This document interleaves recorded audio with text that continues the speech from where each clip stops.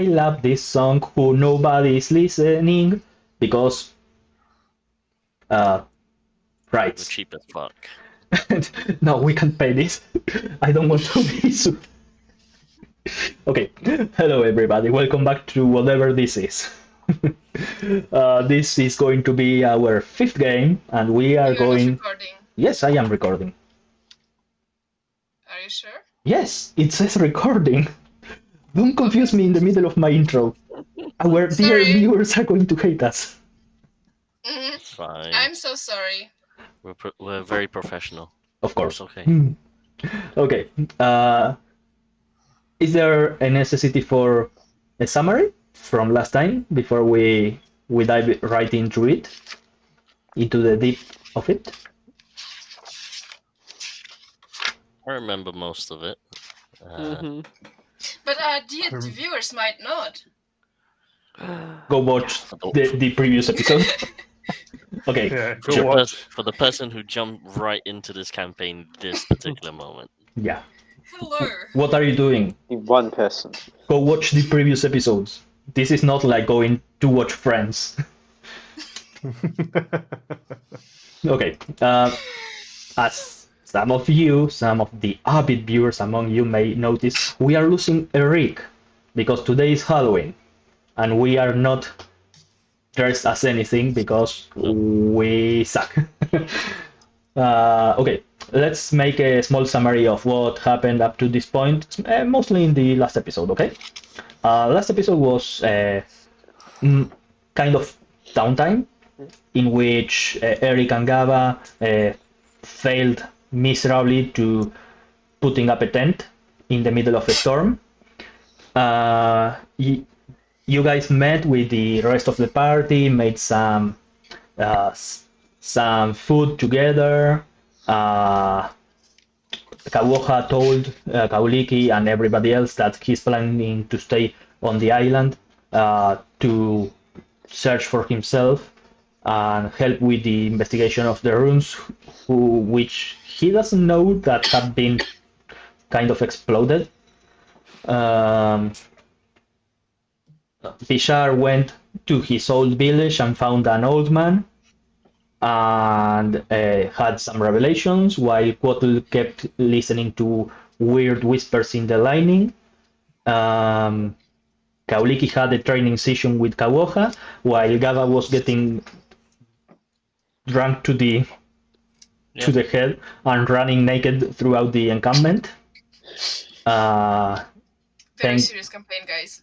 Yep. Eric kind of went babysitting Gaba.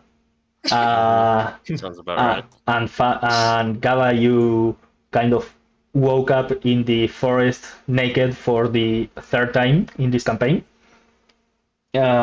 which has been 2 episodes. 2 games. 2 for 2, baby! And yeah, during the night you guys had some dinner, went to sleep, and as you wake up, it's raining. Thanks, David. We are going to continue the downtime for just one more day. It's raining, like it's pouring. Is an old man snoring? Why? I think it's an English thing. It's an old nursery rhyme.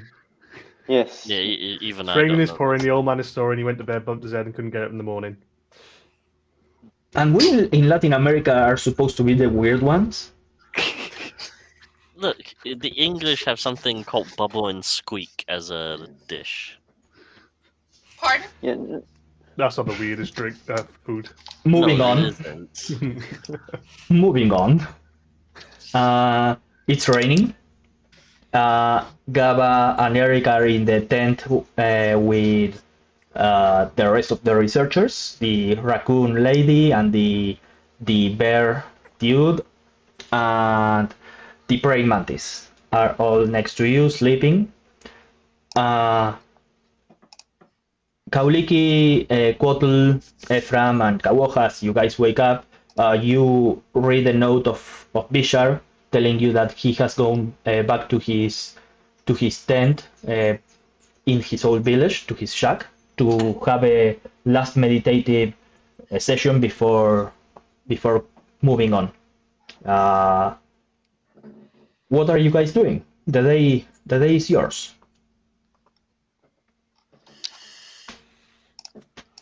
I would like to talk to Eric and tell him. I'd be like, Eric, I had a good night's sleep. Really? Yeah, I know. It's like I got really drunk, and I almost killed a guy by accident. Yes, I But then was I there just- for that. But I just started like training, like just trying to understand this bracer a bit more, and I had a really good night's sleep. So it's either I'm under two things, and I agree with you. I think there is a curse on my bracer. I've come to realize this now. That I think there is a curse.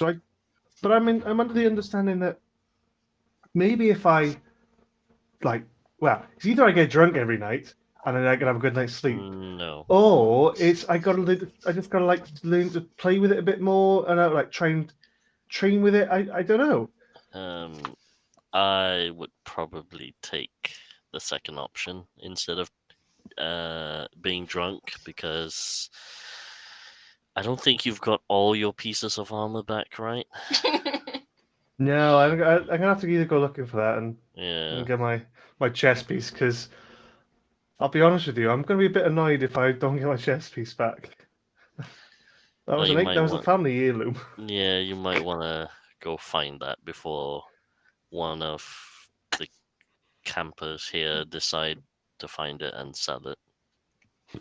Yeah, and I look outside the kit and there's obviously tipping it down. I'll be like, all right, I'll get changed and I'll go have a look for it. Sure. As you go out to look for the missing pieces of your equipment that you lost in your drunk rage, give me an investigation check. Meanwhile, on the other tent, are you guys doing anything?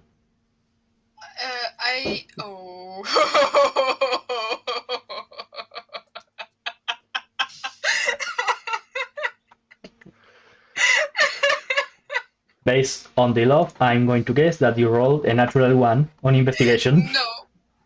I rolled 2 that went down to a 1. Oh boy. I'll get back to you. I think Kaoliki would like wake up, look out, scoff like meh, right? And like I saw Gaba running around drunk the night before, right? Yup. Everybody did. Oh yeah. I would I think that the blue woman, Gaba, I think was it. She had fun last night. What was that? How? What was that? Do you know? It looked like fun. Well, it seemed she was fairly intoxicated, a bit drunk. Drunk. Drinking alcohol, it makes you, well, it sometimes makes you do things. Sometimes it just makes you fall asleep. But she was losing her armor and she was getting really friendly with people. Yeah, well, I mean, it's a bit more than what normally happens, but maybe it was just strong. Or maybe it was something else. I don't know. Yeah. I mean, I've never seen something that extreme, but I'm sure people get that drunk sometimes.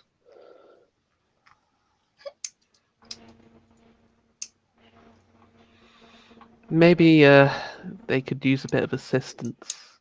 They looked a bit dishevelled. And knowing drunk people, they usually lose things and end up. Try to find them the night before, not the morning after.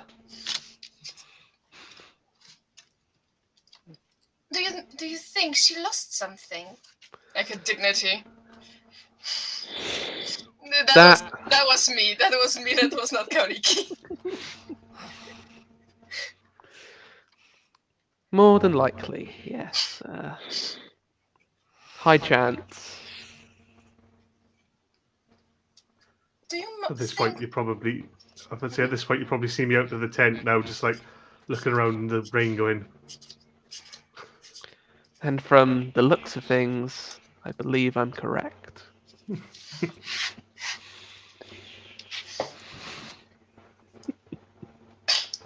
Gaba, as it takes you half an hour as you search under a bench, look between the mud, open a barrel, put your head inside of somebody's tent, you faintly recognize a guy that you sat next to yesterday. But you don't find any of the missing pieces of your armor. As the omniscient viewers view you walking past Kaine's tent, she's polishing a new piece of armor that's standing in her shop.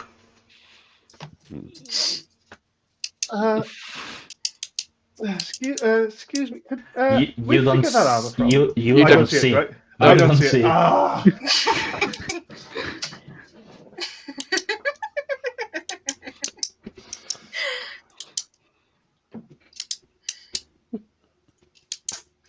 Also, you are drenched in cold rain.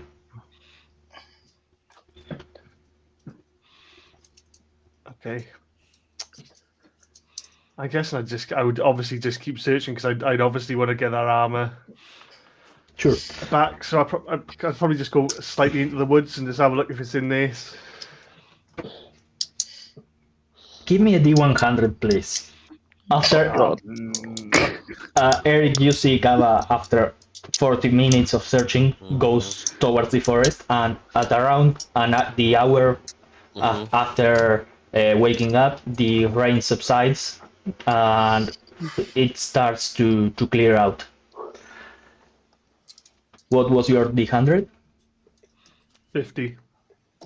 Ooh, 50. Okay. Let me check something. We got two options, everyone. It's really good or it's really bad.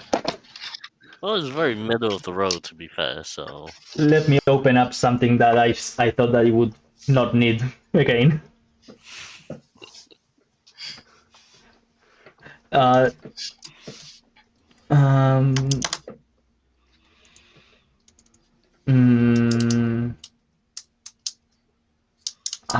don't really know where I put it actually. Tokens.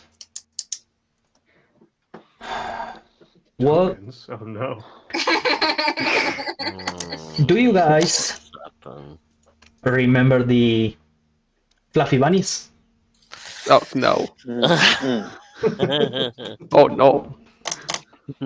Oh God. I see what's happening. Gaba, I need you to roll me 3d4s. Oh no. The first one is going to determine how many bunnies, how many bunnies you find. The second is going to determine how well do you react, and the third is going to determine how much damage you take. So there are three buddies. There are three I bunnies. reacted really well because I got a 4. Okay. And I rolled a 2 for the damage. Okay. So you are going to take 4 points of damage as you smash the heads of 2 bunnies using your bracer. So I just like, hey! Like, ooh. Yep. And 1 bunny beat you on the neck. So by the time you come back to the encampment, you are bleeding. Like, probably still like partly naked on my neck. The corpse of the bunny still hanging on. Ooh, Meanwhile, the guys to my right, do you do anything with your morning or with your day? I know that Ephraim and Quattle were working on some schematics for Lady Rolling Alston. Yeah, Quattle being a very diligent worker will probably get back to it as soon as possible Sure. and start whiling away. Is there? Go ahead. I would just ask if there is a tavern in Trustford. There's more like a large tent with a large wooden table and some trunks of dead trees that are used as some sort of chairs with people, more like a communal kitchen. Okay. Oh no. Although you've probably seen it during the last few days here, like each tent to its side has a crate with provisions and 2 barrels. You don't know what kind of liquid is in each barrel. No, that's fine. David, Bryn, I told you guys last time when you rolled for your schematics a number. Did you manage to get to that number, or are you still missing points? Well over for me, I believe. Okay. I think. Then I think we did get there. yeah, I think that both of you managed to get your schematics perfectly. You guys can start the construction of it if you'd like. Mm-hmm. Yeah. Now, are you going to build those things by yourself? Are you going to recruit somebody to help you? We are kind of playing into some SimCity builder. There was a guy who Kaoliki met. The Building gnome. water wheels and Yes. yes, yeah. Yes. So Which game was that? thinking he would be good. The gnome, do you mean Aska Lerston, the other? Inventor boy. Yeah, let's Yeah. call him that.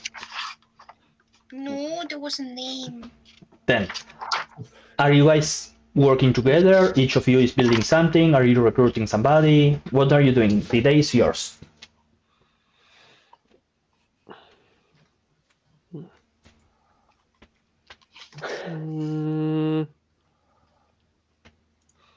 Probably. I reckon it would be a group effort, to be honest. Yeah. Like Yeah. all three of us, like working together and getting it all sorted.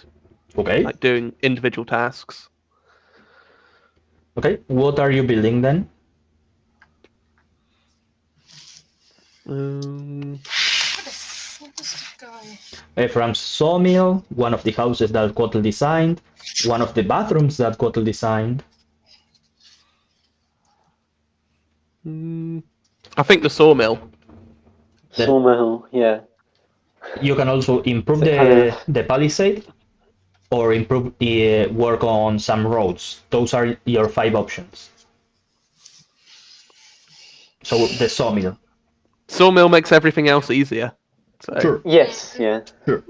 Okay, then I want each one of you to roll me a d20 plus your proficiency plus your tinker tools or wood carpenter tools.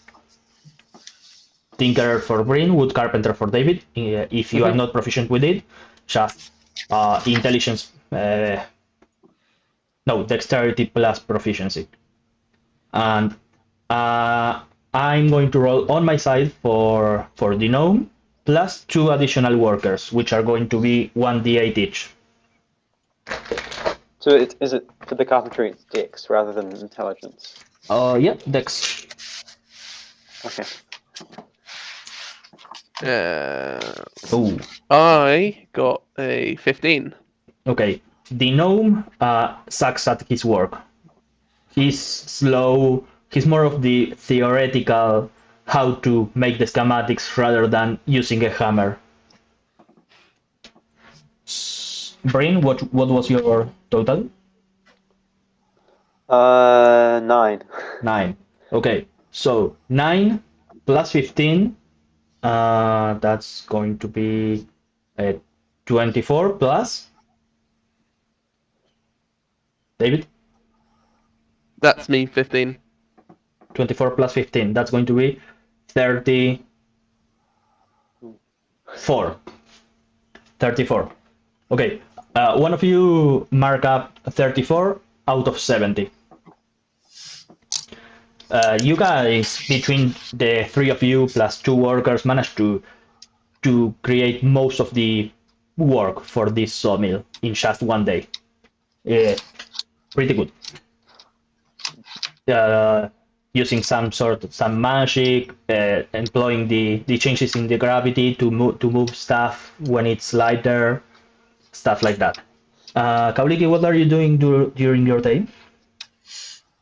I would like go around the camp, maybe check on Kaine,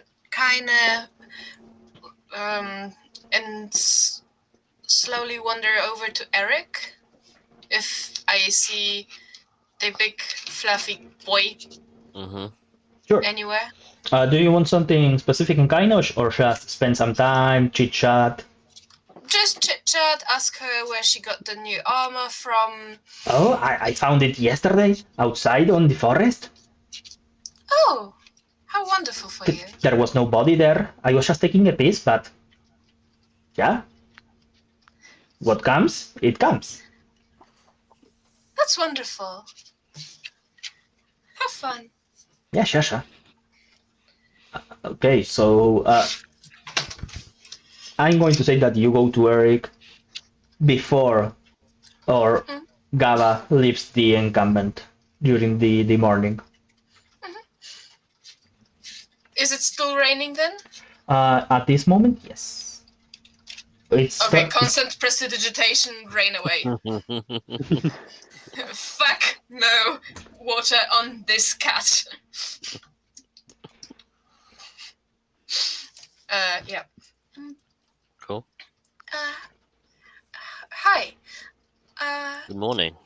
Morning. I saw your friend running around. Yes. A little. Is she in some kind of distress? First of all, do come in. You probably don't like the rain. Most of our feline kind don't. Distress is not a word I would use, but she was thinking of perhaps drinking alcohol was a solution to one of her problems.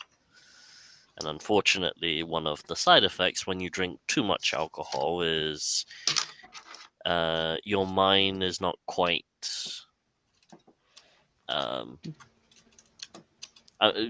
Eric's mind is like, okay, I need to try and explain what drunk state is if you've never been drunk before. Imagine you have no control over your body and you do things that you do not remember. Aha! No control over body, you say? Ish, right? And then you wake up with a headache, feeling very thirsty and very hungry sometimes. And sometimes you get told what you've done, which you don't remember, and then you instantly have regret. Oh, how I love this explanation right now. You probably pick up that Eric has probably been through this process himself in his younger years. Oh, sure. So She's fine, I believe. She's did she hurt anyone? no, she was very close, but thankfully I was there to assist. Unfortunately, one of our when we went to go explore this Arcanum outpost, she had put on a pair of. Is it a pair or just one bracer? And One it- bracer, but it was in the tent here in Thrustward. Yeah. Apologies. She had taken one of the trinkets from offered up from Dr. Stone, and that instantly put on this bracer without thinking to check what it was first. I fear it's maybe one of the Arcane's creations, and is now stuck to her. Like these. And I show you the wraps.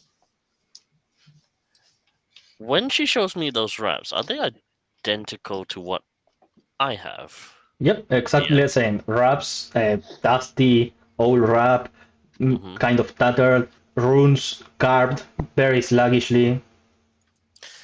Not immediately, but I almost not pounce on you when you show me the wrap, but I sort of say, as I sort of, could you explain to me how those work? Because, and I sort of take out my own version of the wraps and sort of start essentially noting down what you tell me about them. DM, do I know the curse? No. I just know what happens. I just know Yes. that something happened. Okay. So I can tell Eric the part before the curse on this item card. I don't know what Right. course you are talking about. Okay, I got. So I think they amplify the damage, the magic or the damage I deal during a spell. I think I'm not quite sure what exactly they are doing. But I can't take them off, but they are not hurting me in any kind of way. Yet. Something curious. These wraps, even though they are magical, they are drenched in rain. Yeah. So they're not sort of keeping pristine like the braces. Are the other researchers in the tent, or just you? I'm going to say that just you. The other three just went to the communal kitchen. Yeah. Yeah. That's curious. Then. Eric sort of begins to talk to himself and sort of goes through the steps. Curious. So that means Gabba's braces are either more refined or more complete than these wraps.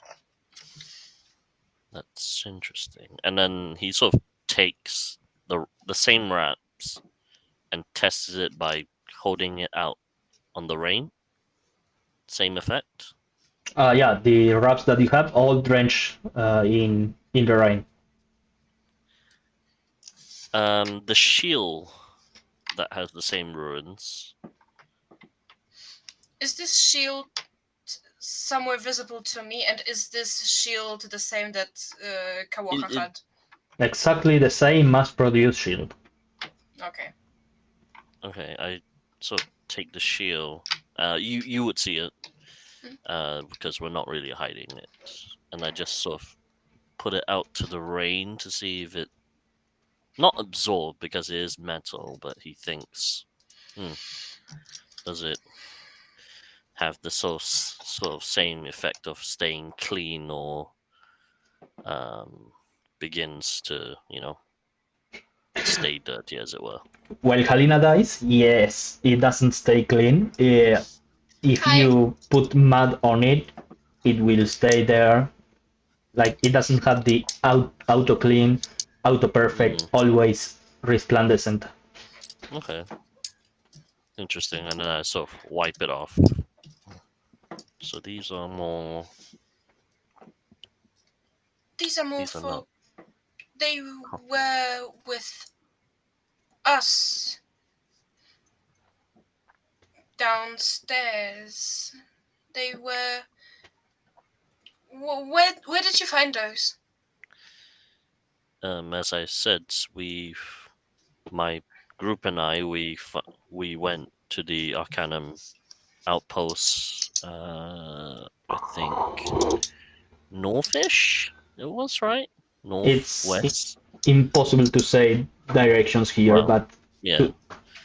I sort of point from the direction that along, the general direction that we came from. It matches the direction where Kain and I. Okay. Eric, give me Mhm. a history check. A history +3, 14. 14.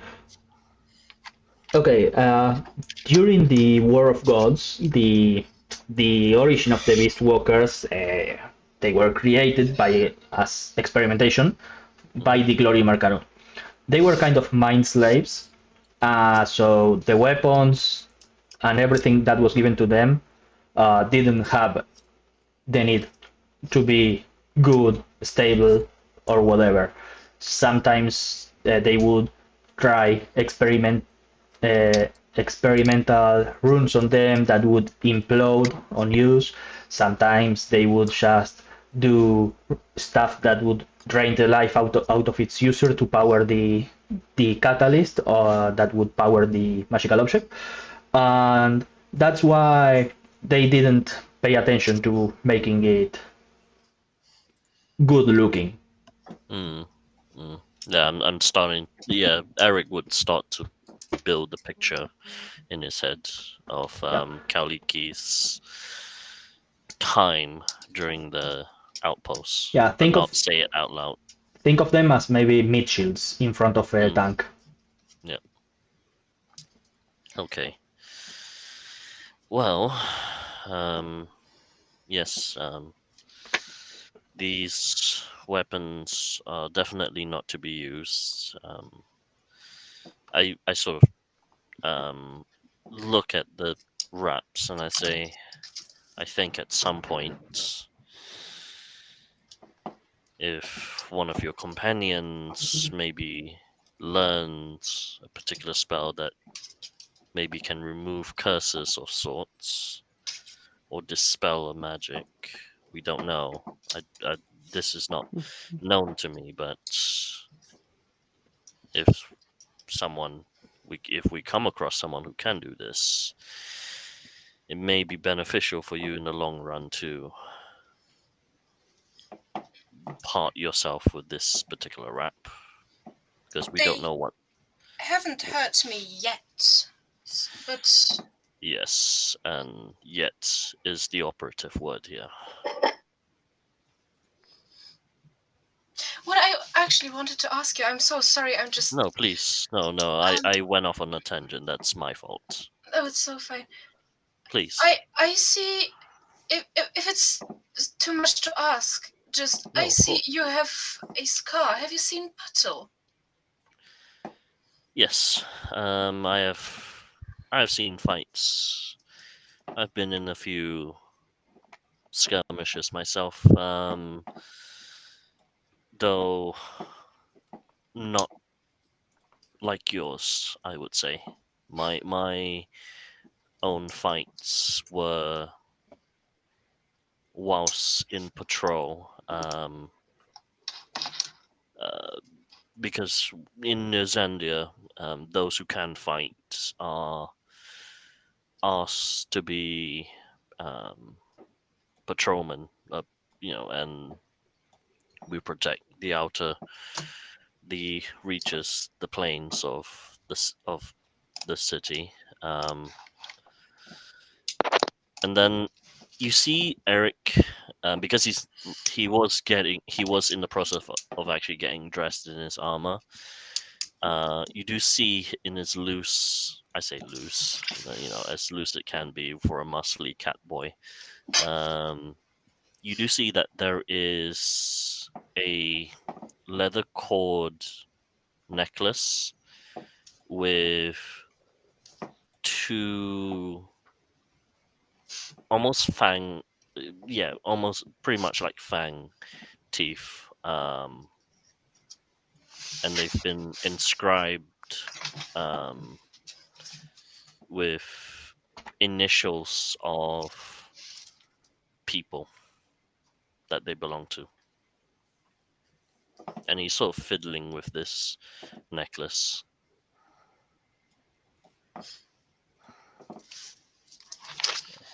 And Quickly checking something. Is my insight? My insight's quite good. yeah, Were those people important to you? it is. Yes, they remind me of my failure. That's I need to be better. I need to be stronger. I need to be. I need to be more of a more use to my people. As I am now, I do not feel I am. These were my fallen pride mates.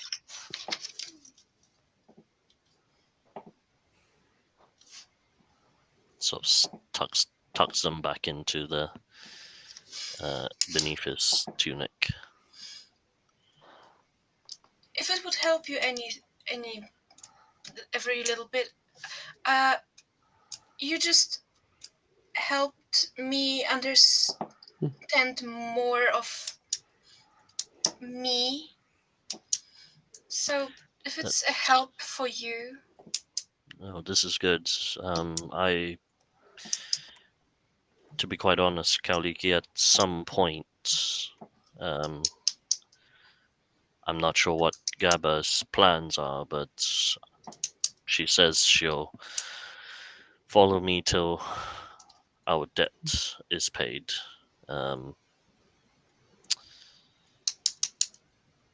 At some point, I would probably be parting with my research group, and I would like to follow you and your group, specifically yourself, to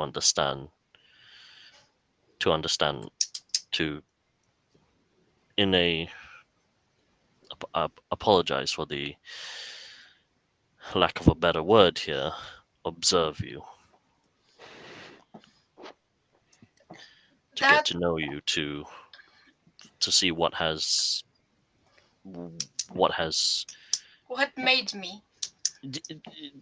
The reason why I'm saying this is because you, to our mind, to me, you are pretty much the ancestor of our kind. You I'm are the the lucky earliest. one that survived. Yes, we are very much aware of this, and I want to understand and see and learn where we have come from, because I feel as though if we learn this, we can understand ourselves. The Beast Walkers can understand ourselves much better. How we can fight against our more baser instincts to show others that we are not simply just beast folk. We are more than just, ancestral descendants of made things. We have become our own people. I will probably not be able to help you. My memories date back a week ago. That's fine. It is not your memories I'm after. It is how you interact with the world, how you learn. It is almost as though I'm looking at a mirror, a mirror back into time, if that makes sense. I think you'll probably find me quite annoying. I don't stop asking questions about what things are. and I think that's perfectly normal for anyone that does not know what this world is. I don't even know who I am. I know this word, but I don't know what it means. I sort of point to where I assume the heart is in her anatomy, and I say, You don't have fucking idea. I "Yeah, was yeah, poked so I have many no fucking times. clue. I have no clue, but I assume where the heart is, and I just say, this, the heart, your heart, what makes you, you, your soul. You will come to learn what it is. No one truly knows who they truly are until we go through trial by fire, till we are put to the sword, till we are stressed, and till we are bent to the near point of breaking. This is where we learn who we truly are." At around this point, barging into the tent comes a raccoon trash panda walking while reading something. I was like, ah, yes, because yeah, investigation, we need to go. And she bumps into Kauliki. At this, I would say that at this point, a little halo would appear above Kauliki. When she stops herself thinking about hiding myself. The raccoon bumps into you and looks at you, drops the papers and go like, screaming. And looks like, can I sort of come over to her and say, and just big paw over the hand, over the mouth, and say, breathe, calm, deep breaths. Eric, you, I know, lazy flippy kitten. No, breathe. Who? What is she? What? The wings? The claws they use? Stop. I know. Hi. My brain went through the same thing. You're too calm to be in front of whoever she is. What the? Sorry. She is. Sorry. This is Kauliki. Hi. There is a you might as well sit down. Hi, my name is Miria. Nice to meet you. Pleasure. Formalities aside. Wings. You have wings. You have fangs. Are you a cat? Are you a bird? Why? Nobody is like you. So can you move them? And she kind of pokes your wings. Kauliki, when she pokes your wings, unlike the previous days where you tried to move them and they were like a sore arm that you've been sleeping over for a decade, you start to feel some muscle to them, but it's still kind of hard to move it. I'm going to say that from now on you can do this with your wings. Begin to flex. Nice. And Miriam goes like, can you move them? And she grabs your claws. Oh, they are retractable. So you are a feline, but you have wings. This is Karen. She, no concern for consent. She starts touching and going over all of your body. I sort of swat her hands. I say, Miriam. Sorry. What? Stop. Yes. She is a person. Yes. Same as you and I. Yes. But she has wings. I understand this. This was something I was going to speak with you and the others about at some point. This is monumental. This is important. I understand this is important. She is possibly one of the Ks. She faints. Okay. Well, that makes life a little bit easier, I suppose. I think Kaoliki was about to cast Hold Person. Yeah. That would have been the appropriate reaction. I'd say apologies. I think you're gonna have these reactions when Eartha and the other researcher whose mind I completely slipped comes back, because they're going to probably. To be quite honest, Kaoliki, you are not like any Beast Walker we've seen. Is it because of these? And I just flex them a little bit, like a little chick that tries to fly. Yes. I do. You have? I'm going to ask. Do tell me if this is insensitive. Do you have full control over those? I show how much I can do with them. That's, I think, about it. But they are getting better. When I wake up, I could not touch them. They were sore and hurting. But I see. So your muscles are getting used to coming back. Do you? I assume I've not seen this halo before in my previous interaction with Kaoliki. nope. Oh no, with her no. Are you aware of a ring of light above your head? Am I aware? Yes, I think you were aware the day that you came out that Kaine pointed at it. This. Oh, does it? No. It's Stop. absolutely fine. Stop. German. Wait. Do you mind if I That's it. I begin to reach out and I say, do you mind if I investigate it? Gaba, you enter the tent, bleeding, and you see this scene of Eric extending his hand next to Kauliki's face, and the and the fainted trash panda in the floor. I'm basically like, Oh. those. Sorry, did I miss something? No, not quite. Miriam has now. I've told her that Kaoliki is possibly one of the cave subjects, but I haven't told her specifically which one yet. Halo. You see the halo.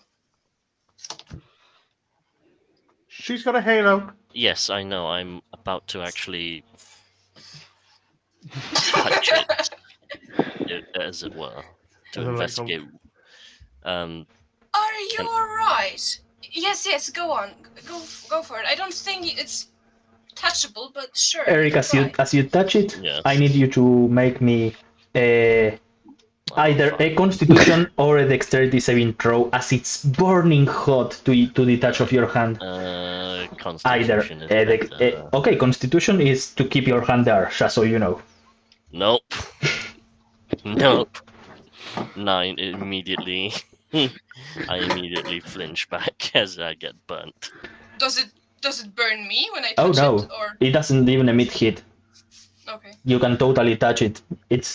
To you, it's almost incorporeal. You feel like like your hand going through mist. Does it hurt you? I'm so sorry. I didn't know. No, do not. What was your saving throw, by the way? 9. Okay, you take 1d4 of burning damage to the hand, and that's going to be 4 points of burning. It's max. hot as lava. Yeah. Now, I am so sorry. I don't want Halina charging with her head towards. Yeah, no, you see sort of like burnt, and I say, no, that's quite all right. That's my fault. I didn't know. No, it's you wouldn't. I get some water and begin just pouring over it just to cool it down. Gaba, are you alright? Yes, what has happened to you, Gabba? Why are you holding your neck? Don't tell me you She went got a on. burning flame of fire around her head. Look, that. Well, yes, I dim it think down. that's a part of the package deal. I think at this point. Okay. Yeah. Uh, So. No. I don't think Okay. any of you would know about the halos. So No, we I'm definitely like, know. yeah, I still can't find any of my stuff. Right. Can't find any of my armor. And I got what's attacked happened? by 3 rabbits. One of them got me. The other 3, this bracer killed them. It's amazing. It just did it on his own, and just like, yeah, I got bit. So I'm just like stopping the blood pouring up my neck. And I'm like, So you're not quite fully proficient with it yet. no, but he does his stuff. Listen, if it can kill rabbits, that's all we need it for, you know? I think they are bunnies. Quite. Doesn't matter what they are, they're dead, because I got to kill them again if I see them. Did you at least Just bring bit my neck. They are quite at least- vicious creatures. Did you at You're least telling bring, me? Did you at least bring the bodies back to eat? I'm not quite sure if you would want to eat them. They are quite small and fluffy. And I describe the bunnies to you. Yeah, I nod. So I With say, a- yeah, I've seen them, but Horn. Okay. the horns can be quite. I think can be usable. Let's ignore the bunny bites. Let's ignore a flaming head. I need to find my armor. I really need my armor. Where did you lose it? I lost it in the forest. Have you asked Kaine? Who's Kainen? Kaine? The, Oh, the the little dwarf woman. Yes, the dwarf woman who's been feeding you that poisonous drink. Can you come with me to get my armor? Because I don't want to deal with a little dwarf woman. Do you know her? I know She little dwarf woman. She's Yeah, she's the one who brought us to. Who was our guide to the Arcane outpost? she's the one who innovated and get me drunk all the time. She's the reason I've lost my armor. Oh, she's lovely. I really like her. She was lovely to me. Does she like you? I think so. I'm not sure. I'd throw a massive arm around you, like, come on, we're gonna go see it. Kaliki, you may want to perhaps put the halo away for now. Oh yeah. I've dimmed it down. Yeah. Curious. I begin writing my interaction and what I've learned from Kaliki Sure. in my journal. Sure. As Eric, Kauliki, and Gava go look, Kaine and leave a fainted raccoon in the tent. I leave a note. I quickly also go to the back of my journal, tear a page out, and write, Mirren's fine, she's just fainted. She'll wake up in a bit. And just put it on top of her. Don't even put her in a bed. Wow. Well, I would put her in a bed. Hey, easy prey for a praying mantis. Sure. As you guys go towards Kaine, you see Quotl, Ephraim, a gnome, and 2 workers cutting wood, doing stuff. Ephraim from time to time goes away and comes back, and we'll get to that in a second. You guys get to Kaine. She's polishing Gava's armor. I'll literally point it.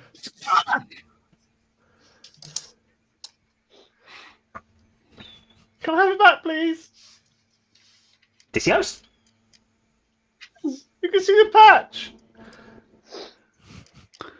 Do you have a proof of ownership? It has my patch. Is she fucking with him? With her? Give me an insight check. Give me a persuasion I persuasion was gonna make check. make an insight check on that as well. I can make a persuasion check. That's a natural 20. Oh, She totally knows who this armor belongs to. right, Especially everyone, wish me luck. Wish me luck. Go on. Nope! Oh! what? I can sell it to you on a really, really small price if you'd like. Kinda. Hey, I polished the thing. That is true. She did polish it. I and make it- polished I'll the give you a thing. hug with Eric. I am not. I am not. Sold. I am not. No. This, I am. Grab the No, armor I up and I'll push I am Eric not- towards I him. am. Kaine that's- grabs I- him. Since she's am way not- smaller than Eric, she grabs with both hands on it, Yeah, butt cheek. I sort of do this like Yeah. hand, Kaine full hand. puts her hand one on each of your butt cheeks and grabs really, really hard. Can I do some sort of athletics check to pull her off me? Give me an attack check. Attack, is it? Sure. Let's do strength with proficiency. So that's +6. So another 2 on top of that. So that's 17. Yeah, sure. That's enough. What do you do? I basically just pull her by the scruff of her neck, and I say, "I did not consent to such. Your things. salt. Your salt. I am definitely not some good to be traded with." Okay. This enough? I got what I wanted, and you see that she has a plaque of fur from you, Asper. and Yeah. she puts it in a glass container. I drop her, and I just shake my head and say that You can grab your stupid armor. It's polished. No more puke. I just grab the armor, put it on. I'm like, I'll start tightening him. I go, thank you very much for the polish. I'm glad we had a good deal. Yeah, I look sure. at Eric and I just give him a big smile. She looks at you, Kaulika, and goes like, "Come here, honey. Come here. Now, don't go being sick with those idiots. They are idiots. They don't know how to think. Now, go and have fun. But remember, stupidity is contentious. And here, have this." And she gives you like a cookie, like a cracker. Now, Thank you. go. I got work to do. And as she looks at you, Gaba, and then like this small dwarf looks at you, giving that. She brushes her beard as she looks at Eric's, but instead of to the eye, to the in between the legs. I snap where she's looking. I say, "Hey, eyes up here." Grrrr.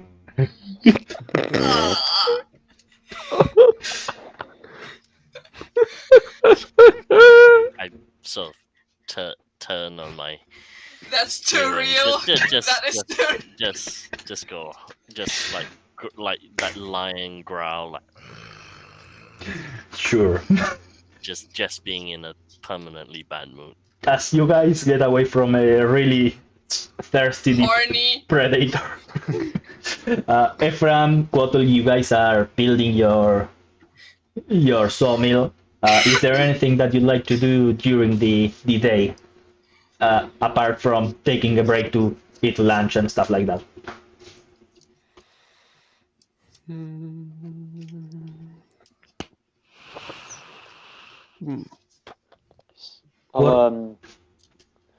I'll go off and quickly and talk to some of the Raging Fox, or like the guild members. Ask them about like what sort of stuff they found, like substances and things they found when they were up in like sort of the mountains kind of area.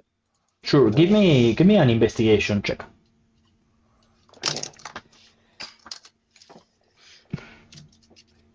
Please be a 1.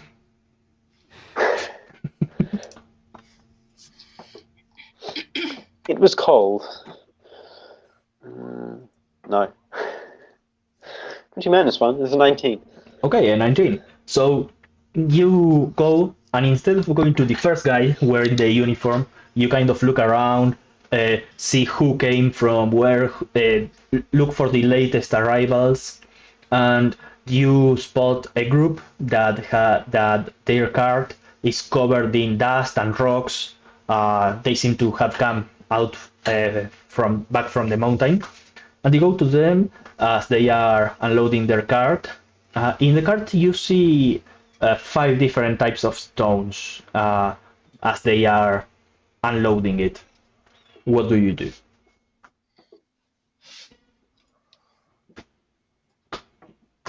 Well, I guess I'd ask them about. I'd ask them about each stone, like where they got it from, if they know what it is, and then I'd ask if I could take just like a little bit of it, just like a small little bit of each stone. They go like, "Oi, who are you?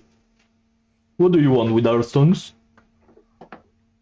Oh, I'm just here to know. I'm a scientist. I'm studying geology. So I'd like to know about the area. Huh. Well, as I was told, like 2 minutes ago, there's a really crazy lady in here that rules this, and like she knows stones so much to the point that she's called Stone. So you can buy the stones if you want after she checks them. And Sure. yeah, sure. I like you. You seem like a nice guy. They are from the mountain there, and he points like to the closest peak of the mountain. But don't go touching my stones.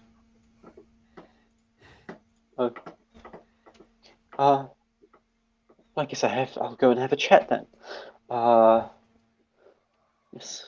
Yeah, sure. Go chat with whoever you want, nice guy. Just remember, don't touch my stones. Okay. As you are leaving, you Go to see the stone. this guy grabs one stone and goes like, "Yeah, you are going to give me so much money, you precious," and kisses the stone. Ephraim, I want you to give me a geology check, which I'm going to call intelligence. Just intelligence. Yeah.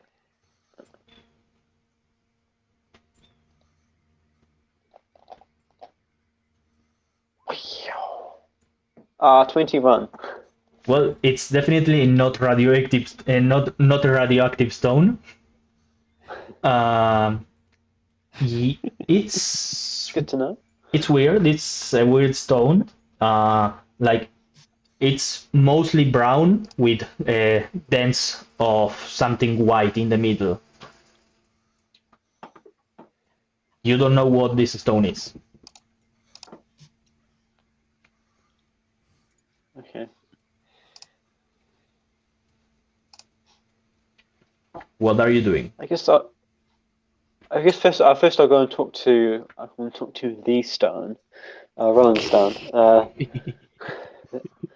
Guess I'll just ask them about what they know, because they sound like they know more than everyone else. As you walk into Rolling Stone's tent, she goes like, does nobody know how to knock this place? Top of the day, Toya, by the way. Now, this is a private tent. Don't come in as you please. You are not my lover, honey. Yes, at least. No. Now, you are here Did I already? get the intention of that? No, and trust me, I wouldn't let you. Now, you are already here. You've already interrupted my work. What may I do for you? Well, I wanted to know about sort of the stones that you'd found in sort of the mountains around here. Uh, Oh, you are interested in the glorious geology career, right? yes, yes, that glory. Yes, yes. Yes, very interesting. The best possible fieldwork of all of those. Nobody wants to get into it because, as they say, it's boring. It's better to make explosions or potions or concoctions or whatever other options. But trust me, the truth or the word is in the stones. Yes, sure, there's plenty of truth to be found. Uh, but what actually are they? I don't know I don't know myself. What are they made out of? Give me a persuasion check.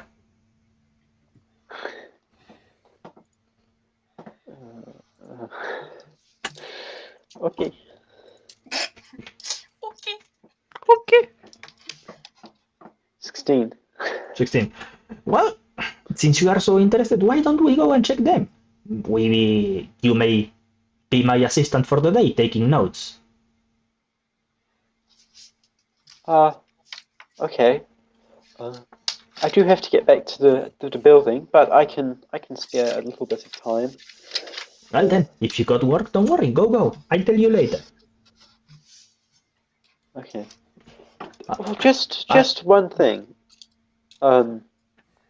I was wondering if I could take just a small sample of like the rocks just to test. I have some chemical stuff I can do, various sort of substances I can use to test it to see what it is. I was wondering if I could just take a little bit of each yeah, rock. well, good sir, you are not a geologist. Yet, at least. So, ladies first, as they say, I'm going to make my examination of these curious rocks that you say, and once I'm done with them, I may give you a small fragment of them to test out and play with them. But for now, I'm going to do my own research if that's okay with you. Yes, it's fine. Sure. Then, if the matter is settled, back to work. There's a full encampment to build, and only one bathroom. Yes. Now, Well, I see that you and your friend were building something with sauce. I'd like to pass once again the motion and more like the ruling of the one that rules this place. We need a house where we can make the matters of state in this place. So make that your priority for tomorrow, honey. oh, okay. Well, yes. I mean, what we're doing now will speed everything else up, so we kind of decided to do that first. Of course, a sawmill. But I okay. read through all of the schematics. I know what you are doing. Now, Uh, go and continue well, work. Keep going. You are doing just fine. Perfect. All of that motivation. You are doing just fine. Tell your friend and the architect that the call uh, for wood and stone is going to arrive tomorrow in a ship. We should have more resources to build this place. okay, yes, it's all useful. Okay. Now, top of the data, yeah. Yes. I just look strangely and then walk away. Yeah, sure. She goes back to work. Anything else that you guys would like to do during this day before we move on to the arrival of the resources? I'd probably start training with my bracer, trying to like understand it more. Going up to like the trees just on the edge and just like whipping and stuff. But Awesome. I once all the hullal, once all the stuff has settled down, I will basically get my armor back on and then begin sort of mental image but shadow training with my weapon to essentially, in my mind's eye, try and train how to stop hostiles from moving past me. Sure. As I sort Stop of people do. whipping random doors on the way to the toilet. Yeah, exactly right. More of that. You train on your own. Pretty much. If there is an offer for anyone else to come and spar, I would gladly take it. But I would probably would if I saw you spawn, I'd probably then try and train my whip on you, maybe. out of context, that sounds really bad. Yeah, I mean, if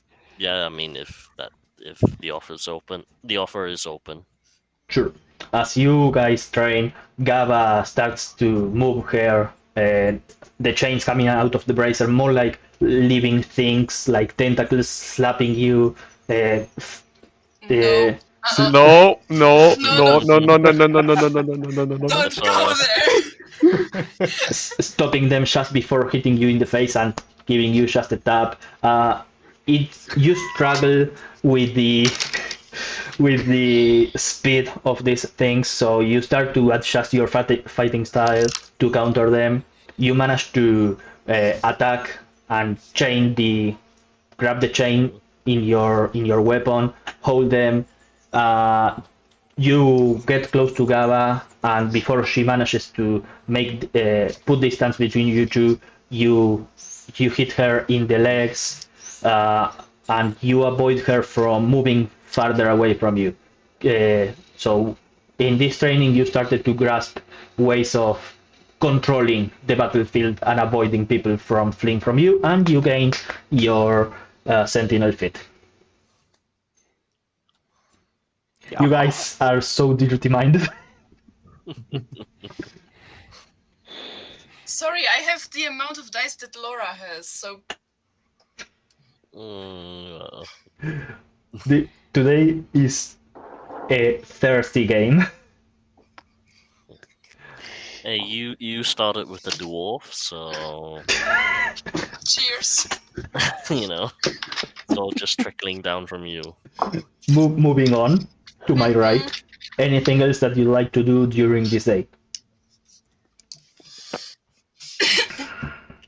No. I would be torn between, do I watch people build stuff or do I watch people beat each other up? So I would be like torn between those two. Sure. Kauliki, you see as Eric and Gaba are sparring. It's kind of a candid spar where the hits go with a bunch of strength up to the last second, and you start seeing some of the guys from the Raging Fox making bets between themselves, like, oh yeah, she's going to kick his ass. I saw how that dwarf lady grabbed his butt today. Yeah, he's done for. And you start seeing bets all over the place. Now, you guys get a long rest. Oh, hello, all hit dice. What? Yeah, no need to make any checks or anything. You are in a safe place. Cool. Now, during the night, at around a couple of hours before sunrise, during that night, Bishar came back. No, sorry, Bishar is not back yet. He's still awake. Quotl, anybody with passive perception over 15? Well, those of you with passive perception over 15 wake up during the night as you hear far away, a loud sound of an Arcanum engine coming closer to the land. You guys recognize this as the engines of the flying vessel that similar to the one that got you here. Do you do anything? Oh yeah, you have no idea. What time of the night is it? As I sort of Uh, go out to look. an hour or so before sunrise. I sort of crack my neck. I start putting my gear on. And probably just watch where the ship is coming from. And Yeah, then just kind of like keep eyes on it as it comes through. yeah. It's easy to spot it. It's filled with lights all around, and it comes from. It's actually easy to spot it, but really hard to know where it's coming from because you guys are spinning constantly. So give me a survival check. What will do you do? Anything? Quattle, because he's in his work mode. He's probably already up and doing stuff at the moment. So he's clocked the ship because he knows that that's got resources on and he wants to prepare for when it comes in. Sure. You start going away to where the landing area of these ships is, which is 1 kilometer away from the encampment. Eric, 16 for survival. it's hard to tell, but you, based on what you know about drifter lands and they being away from everything, you get the feeling that this is from somewhere from the Empire. Or like it would. There's no information about a contact with any other place that's not the Empire, especially a place that could have flying vessels. So this is probably from one of the districts. Okay. Then the thought sort of occurs to Eric as he's thinking about this. Question for the DM: is there a messaging service that Eric is aware of, like a physical messenger type Well, deal? there are guilds that delve in message, yes, but you haven't seen any of those in this island. As far as you know, there are only 3 guilds here. Mostly Raging Fox, secondly Sleepy Cow, and you've seen some of the Flying Books, which is more like researchers, erudites, stuff like that. Now there are all of the methods, like somebody with descending spell, somebody with ascending stone, stuff like that. I think you haven't seen stone using a stone. Nope.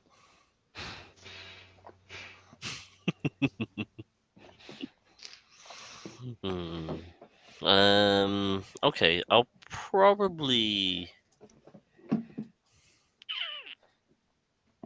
start making my way to the ship. Just I'll grab my glaive, none of my other equipment, just in case there's any stupidity along the way. But just grab that and then just start heading to the ship. Sure. After a few minutes, you catch up with Quottle because he has a broken leg and he's a turtle, so he's quite slow.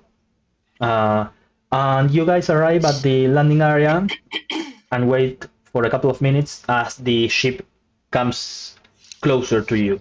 The noise becomes louder and louder as the revving from these turbines go like. It's really high pitch. It seems to leave a trail of some sort of a light bluish sort of energy as it comes closer. And as it starts going sideways to land, you see that the ship is adorned in. It's made of metal, mostly metal, and it has like the crests of a couple of noble houses on it, and it starts to descend. And that's where we are going to take a break. Cool. So yeah, go. We are going to take a 5-minute break to refill our water bottles, and be right back with the dragons that are going to come out of the ship. So yeah, we'll be right back. Yay! And we are back. Where were we? Ship landing, noble crests. Yeah. Go. Ship landing. So, Quaddle and Eric, you are in the landing area, a kilometer away from the encampment. There are Lady Rolling Alstone is there. There are some people from the Raging Fox Guild. There are some carts ready to carry whatever comes with the ship. And as the ship finishes landing and its engine turns off, this wooden platform comes out from one of the sides, and the first person that comes out of the ship is this human, fat, bearded guy wearing a hat that has some sort of metals hanging from it. And he starts walking. His clothes seem very, very fine. And before he finishes coming down from this ladder and gets to touch the ground, from the side jumps a woman and lands on the ground and goes like, "Haha! Got you first, you bitch!" And it's this Dragonute woman wearing padded leather, covered in all of the imagery from the Raging Fox Guild. She has red scaly wings and 2 horns, and half of her body up to the neck are covered in red scales. And she goes like, "Told ya you would be the first to touch this land, you scrawny merchant." And the man goes like, "Oh, always with your games. Now, come on, to business." And they go to Lady Rolling Alstone. She seems surprised of seeing these 2 figures here, and in a reluctant side starts walking with them towards the encampment. What do you do? What do you 2 guys do? I'll let Quarto go first. It seems got some unexpected guests.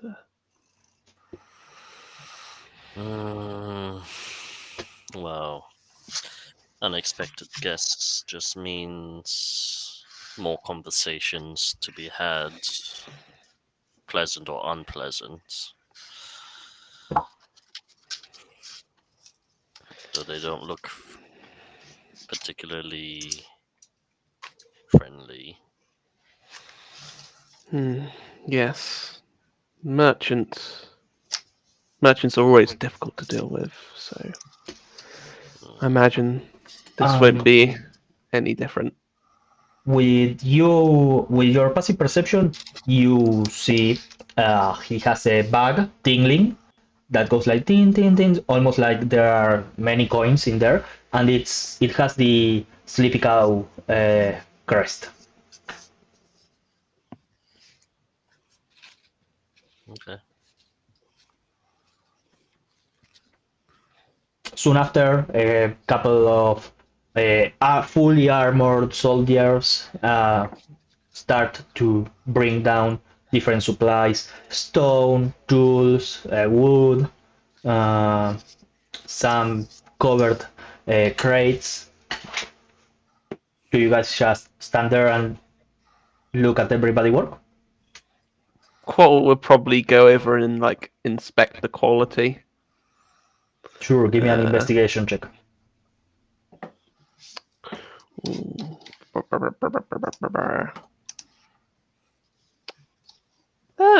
That's not too bad. That's a 15. It's acceptable. The wood seems to have been handled through different humidities without any sort of constraint. Some of the planks seem to be crooked. The stone seems fine. And the tools, not the best that you've seen, but usable. Certainly, Ephraim's tools are of a way better quality.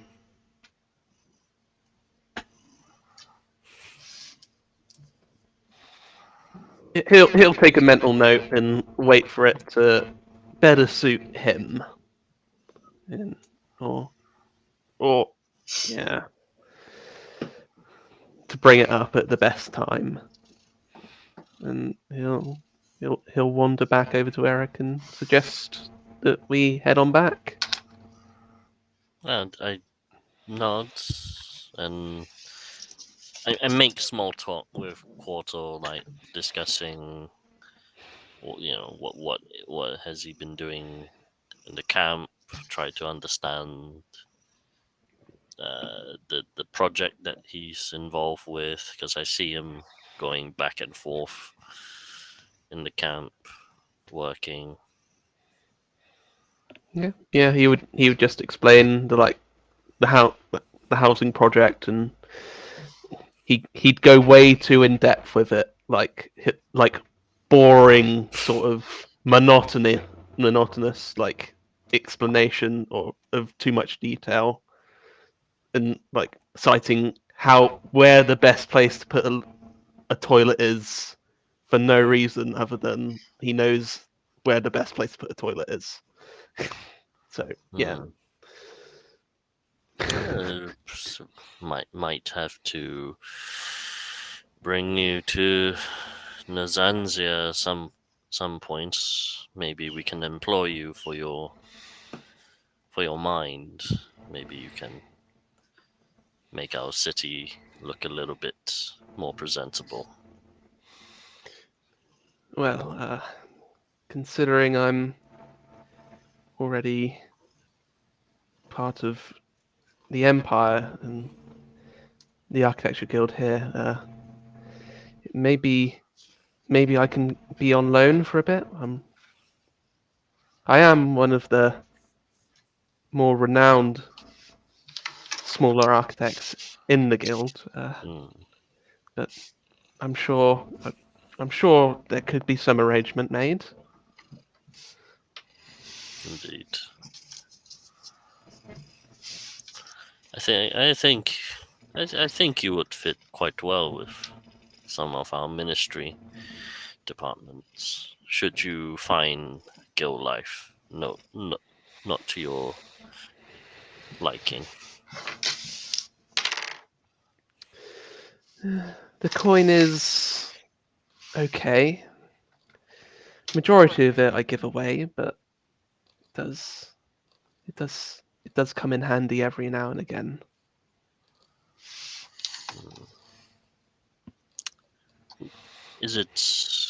Do you do this for the betterment of people, or do you just do this because you can and earn the coin? I do it because it's one of the things that I love. The coin is an afterthought. Majority of it I donate to orphanages and other spaces like that. I only keep enough to live on.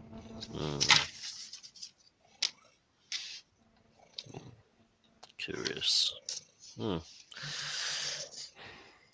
In Eric's mind is, I definitely need to bring this this smart turtle back to us, to our city, whether he likes it or not. Quottle, completely oblivious. He just likes doing his work. He has one leg already broken, so it's easy to drag him. Turtle in a wheelchair. Could go a bit faster, to be honest. We'll get him a setup like Chorizo in Far Cry 6. The dungeon in a wheelchair. Sure. So, after a few minutes walking, you guys arrive back into the encampment. Next to, I'm going to say, more than 5 carts carrying supplies. And at this point, everybody is awake because it's kind of difficult to ignore the sound of a massive engine landing a kilometer away. Plus the commotion in the camp of everybody moving to start work early. So Kauliki, Ephraim, and Gaba, you guys wake up, and when you get ready to go out of your tent, you see everybody in working already, even though it hasn't even the sun hasn't even risen yet, and you see Lady Rollin coming to the encampment with these 2 figures. This What is that?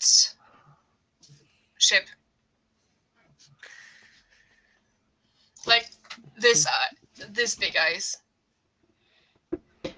I'd probably like have walked over to Kaliki and Ephraim as well, and I'd probably, as soon as I wake up to see him, I'll probably walk over, and as you said, I'd be like, "That's one of the ships we teleport off this island from if we wanted to."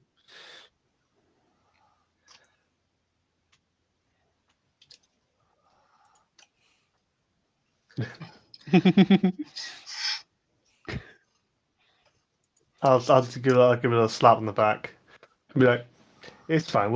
One day I'll sit down and I'll explain the entire world to you. Don't worry about it. I know everything." He says with intelligence of -1 and a wisdom of -2.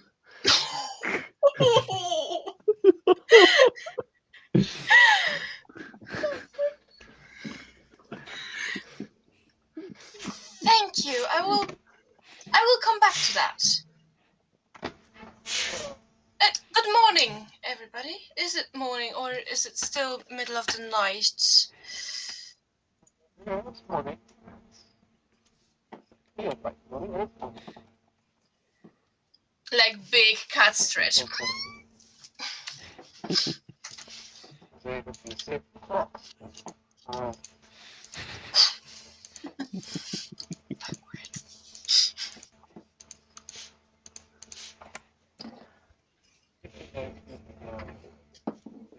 Alright. It told me it's a ship, but I told me it's wow.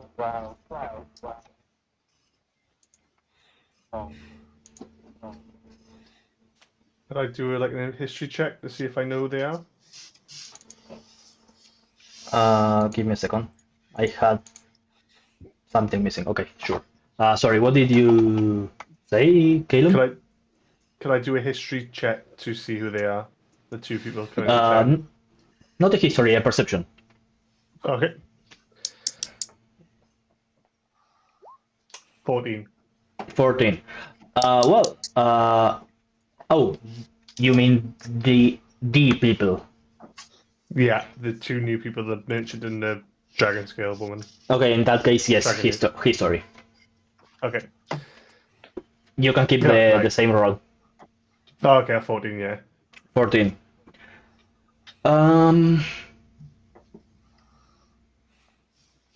I'm trying to remember where you've been. You are part of the Raging Fox, right? Yes, yeah. Yes. Then you know the Dragonute lady.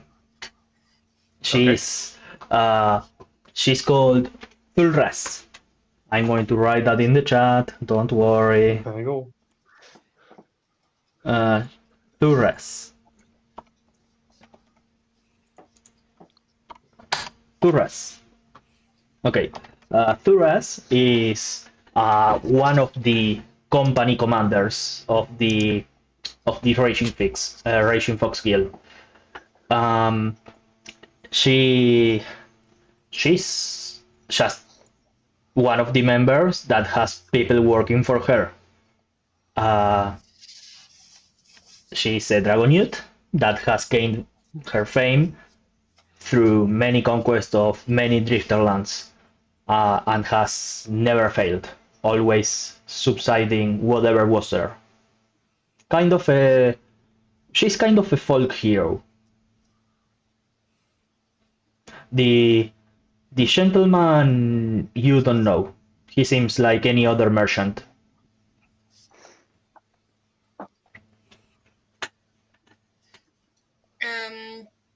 Is he a human? Yes. Okay, human. I'll repeat that to Ephraim and say about the Dragonite, and I'll be. Yeah, she's kind of a bigwig in their Raging Fox circles, but the merchant, I don't know. I don't know if he's special or could just be another merchant. Yes. Can I I mean, track? pro- Go on. probably has an interest here, but I mean, if she's a bigwig, then maybe it's more than visit. I don't know what the guilds normally do in early days like this. Well, if she's here to conquest, then we're either going to be roped in or it's going to be an interesting ride. Can I clock down? Hearing that, can I clock down Kaine if she's somehow behaving more on guard? Sure. You see Kaine and her brother begin to bring out and arrange the different books of where they've been keeping the records of everything that has been found and sold. Kaine is not like any other guys in the Sleepy Cow. She and her brother seem to be a little bit higher up. Like people go and ask her or him for their opinion, and like stuff that's been sold seems to come to them. So yeah, she seems to be getting shit in order. Okay. I think he's some kind of important person for the. Is he in the colors of? Oh, goodness me, Kaine's guild. The Sleepy Cow. He kind of is. He's not covered in the robes that everybody else uses, but you see from here and there, you see the emblem of the Sleepy Cow. I think he's an important person for the Sleepy Cows, like the dragon. Do I? No, I don't know dragon newts. Like the dragon lady. For the Raging Fox, I think. Look, Kaine is more together than she normally is.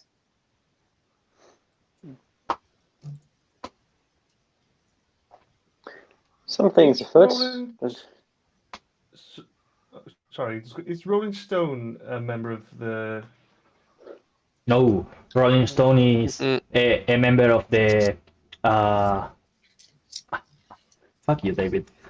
I don't remember actually. Give me a She's second. one of the slash professors slash university in the capital.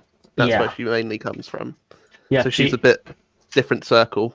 she's a noble, but She's just a noble. she wasn't part of the King's Watch, right? No, yeah, she's a noble slash professor slash was kind of in charge of a city that she left behind. Okay, that's fine.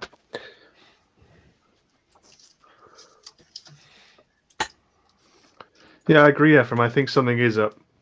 It seems to have potentially 2 important members, and people are looking a bit strange around you. So let's put a brave smile on, and it's all going to be amazing. No more bunnies attacking my neck. No more getting drunk. It's going to be a good day. Hopefully. I think I should change out of those robes. I am not an official member. Yeah, I'll be fine. I was just... Technically, I'm a member, and I haven't got anything on except this little patch.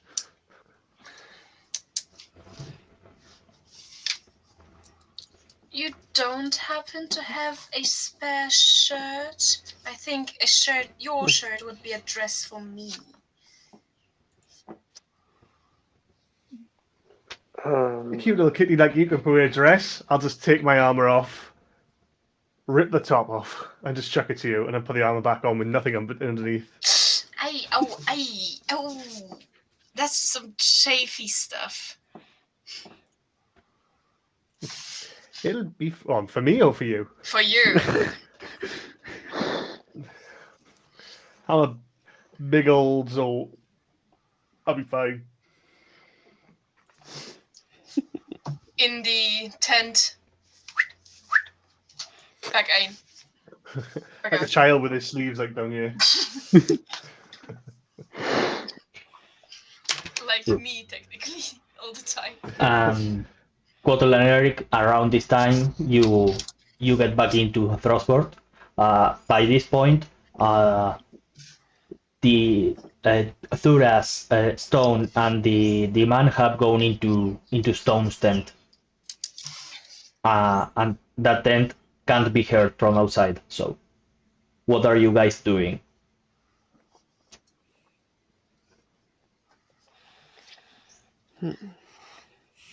So this flies? What, me? No, I don't fly. Not you. The thing. That just, I'm only pulling your leg. Now, yeah, so if is it imagine might come off.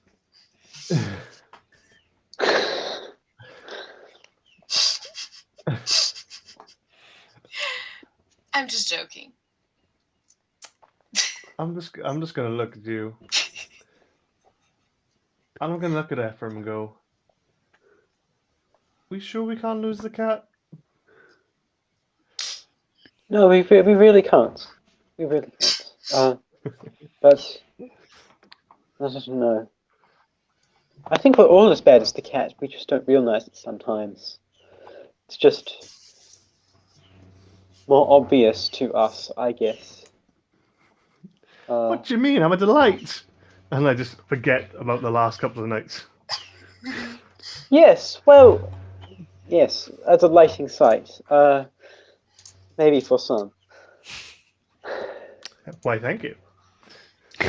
But, I mean, it's hard to keep up with oneself all the time. I guess we can all forget the things we do that can annoy other people sometimes. So, I don't know. I don't have any reason to think I'm any better, other than ignorance. So, I am content. So how does it stay afloat? Completely oblivious what just actually happened. Well, there's some stones. I'm just going to kind of initially kind of bungle my way, but eventually actually I managed to cobble together a competent explanation of mana stones and ship engines and sort of all the kind of. Give me an intelligence check to see how good you explain to Kauliki. Okay. How confused do you make her?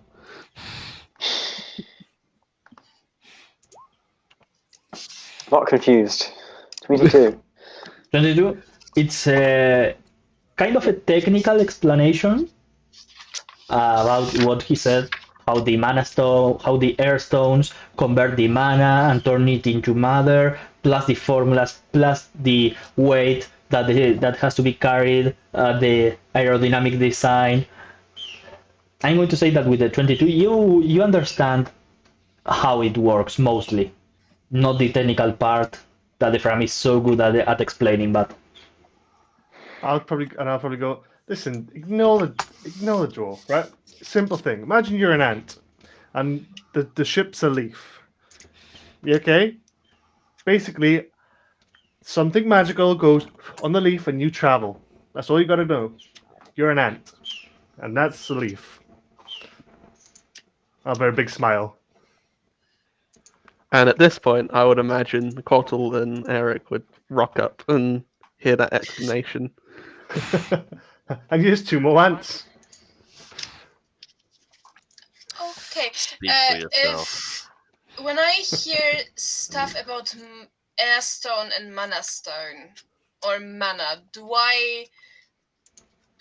does anything come back? Does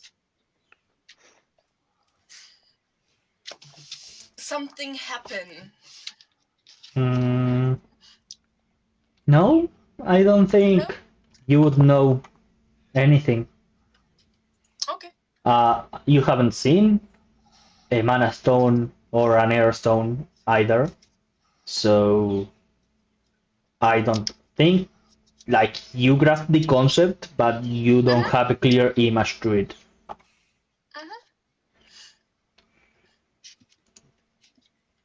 You have seen the leaf? To Eric and Qual. Sushi says that I got a beaming smile. Right. Yes, we have seen the leaf. Very interesting design. There were some noble crests on it. So we did assume that there were some big wigs arriving. Do you know anything more? Yeah, and I'll tell him about the dragon newt and say, big wig, and I think she's probably maybe something to do with the islands. Probably going to try and take this place over. Now the other guy's a bit different. I don't know who he is. Be nice to know who he is.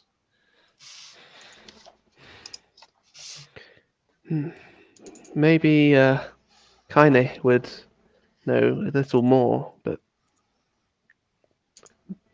I think the camp is a bit more active and she may not be a bit free. I look at Eric and I go, maybe Loverboy can find out. She was quite fond of you. While she is fond of me, I do not reciprocate such feelings for one so touchy as her. Someone who's not fond, but quite fondly.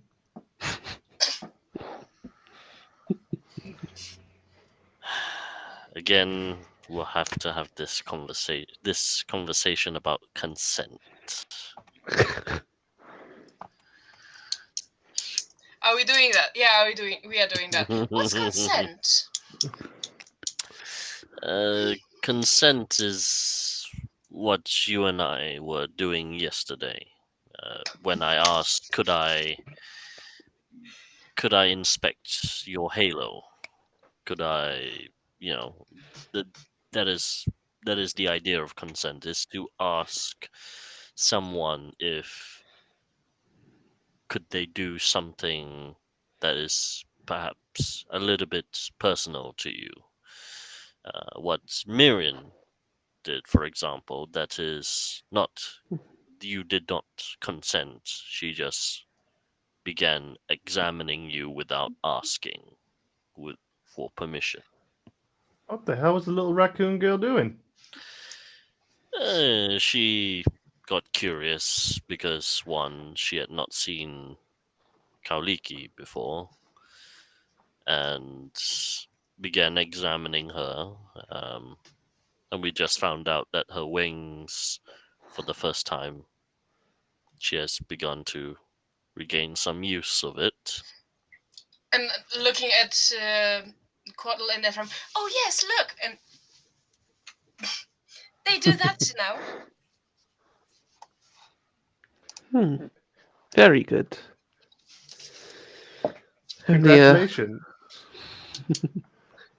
Only a matter of time before there may be. Flutter off. Yes. Yes. Anyway, let's stop standing around here like lemons. Let's go find out who that nobleman is. Is there a need? Is he going to be an issue? Well, we'll find out. Mr. Researcher wants to know all the stuff. I'm saying this as I'm slowly walking back, like this is like a tentative thing, you know, like walking away from the group. You know, Mr. Researcher wants to know everything about this place. I only research things that are pertinent to what I'm interested in. Most humans don't interest me. I will literally turn around, start walking towards. I would call a little dwarf woman because I'd like to call a little dwarf woman, and I'd be like, "Let's." Doesn't matter if you don't like them; they'll probably like you. I like to think that at some point of the night in the tent, a raccoon woke up and started frantically sketching wings and anatomically incorrect assumptions. Yeah, at some point I'll probably rally up the researchers and have a conversation with them. Sure. So you guys go by each of your things. A couple of hours go by. Still nothing out of Lady Rollim's tent. You guys have 2 hours. Is there anything that you'd like to do? I want to try and find out who the man is. Sure, give me an investigation check. Oh, it's not going to go well. Ah, natural 20, -1, 19. Sure. You ask around, and they pretty much tell you most of the common knowledge information. He's called Merklangrum. What? I'll copy it to the chat, don't worry. Copy. Merklangrumby.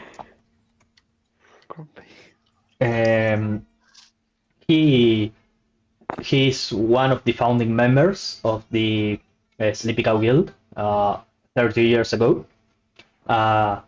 Came from the total poverty on a drifter land that was just incorporated into the empire, up to with his party at the moment founding the guild and becoming one of the most prominent merchants. He deals in all sort of goods, and over the last years has been buying and renting most of the houses on some of the old districts. Glad I didn't insult his wares then. Sorry, what? What? What? No, seriously, what? I didn't catch that. Yeah, nothing.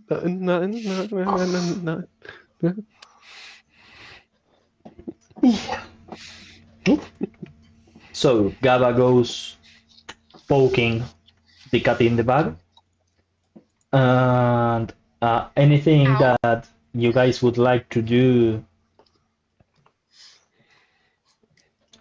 get out of town, search something, work on something, whatever you guys like. The day is yours. Cottle would probably go back to working on the sawmill. Get it. Yeah, Try and get if I'm able to. Yeah, sure. I got a question. In what part of the camp are you guys working on this sawmill?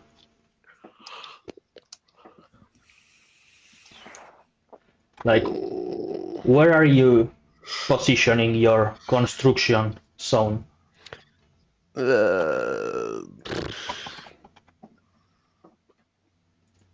Like not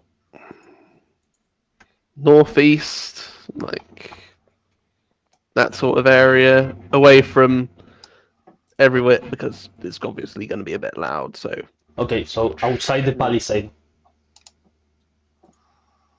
yeah, Well, yeah. Awesome. Just wanted to know.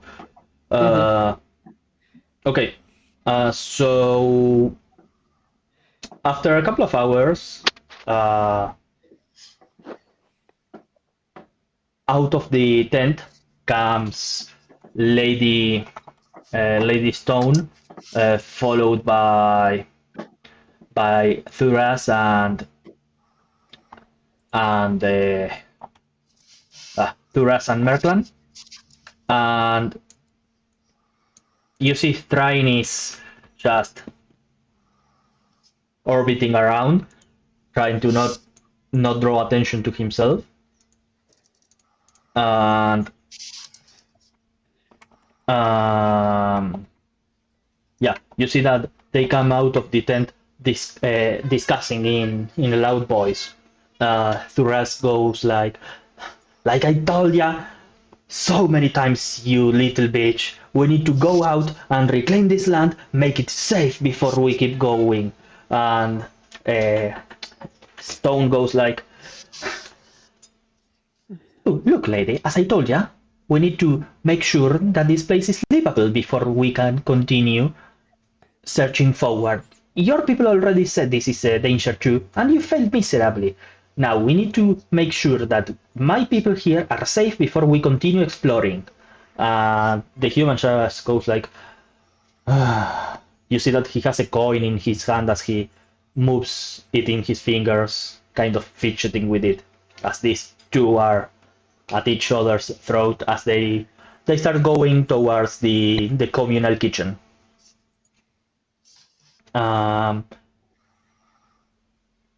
Quotl, what's your passive perception? Remind me, please. it is a 15. 15. Okay. Quotl, you, as these two are going towards the kitchen, seems to like they are taking some sort of break. Please position everybody where you would be in the maps, just so we have a reference. Which one is our tent?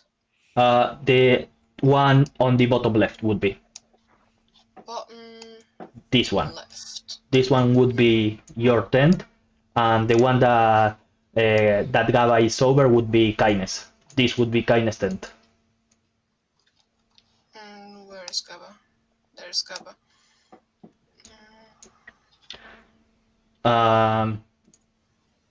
So I'm Can't going. click mine, unfortunately. What? Can't click on mine. Okay, why? You can drag and drop your own token if you can't. Don't worry about it. But you should be able to. Give me a second. Let's check. Represents Ephraim. Yeah, true. Well, no problem. I'll just drag your own token again. Ephraim. I'm going to say that you are next to Quotl. Yeah. There are a couple of guards. As usual, there are some guards going around, and let me adjust the zoom here. Like this should be enough. So, Quotl, as you are working on the sawmill, something catches your eye. as you turn around to see these three coming out of the tent because you hear at them yelling. You see a small bunny, but not like the white fluffy ones. It's more like a light brown, almost coffee-like, and it's wearing, it's walking in two legs. It has a full cloak that's covered in a representation of stars that seems to be moving constantly. Hanging from the cloak, you see like clips, like a carrot, a potato, lettuce, that seem to be like some sort of decoration, and a clearly oversized witch hat. As it's walking towards the camp, and one guard goes stops it, lifts its spear. You see the bunny starts to argue with the guard, and after a few seconds go and it gets pissed off, you see the guard disappears and a burger falls into its place. As the bunny just goes like and keeps walking, hopping towards the into the camp, and looks around for a second and starts walking towards these three leaders. As the bunny has walked past me, is it like not anthropomorphic bunny? I assume it's just. Yes, it could be a beast walker in the form of a bunny. It kind of resembles Miriam, but more like there's this sort of shimmer to her, and the witch rose kind of deviates some of the attention, but it's like totally a bunny. I will just keep watching her. I won't say anything yet. This is now sort of drawn some curious attention. You see one guard goes like, "Charlie, you are a burger! Charlie!" and starts crying over what seems to be the now burger of what once was a friend.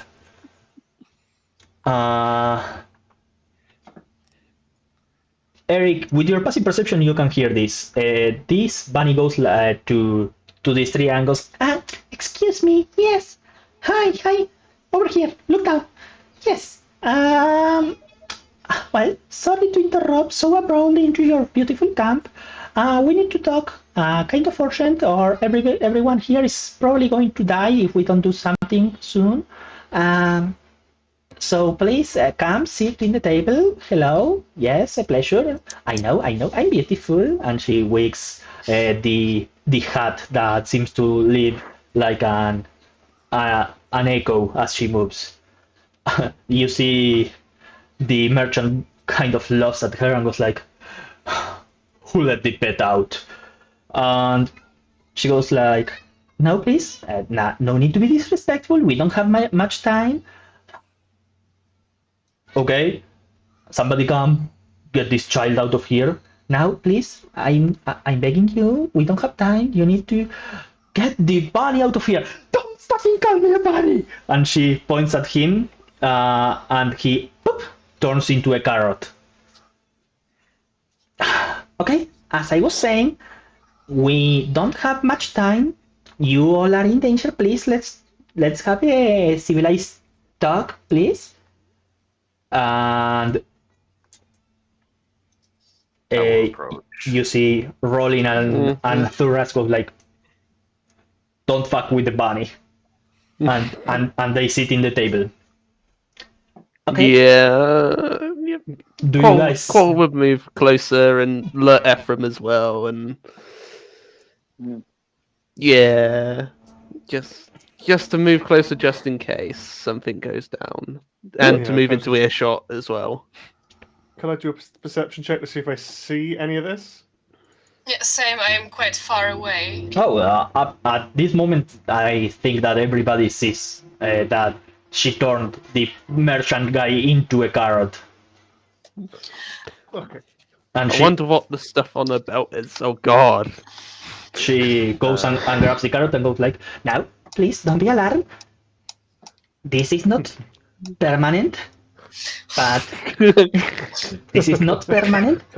And she throws the carrot out. Okay.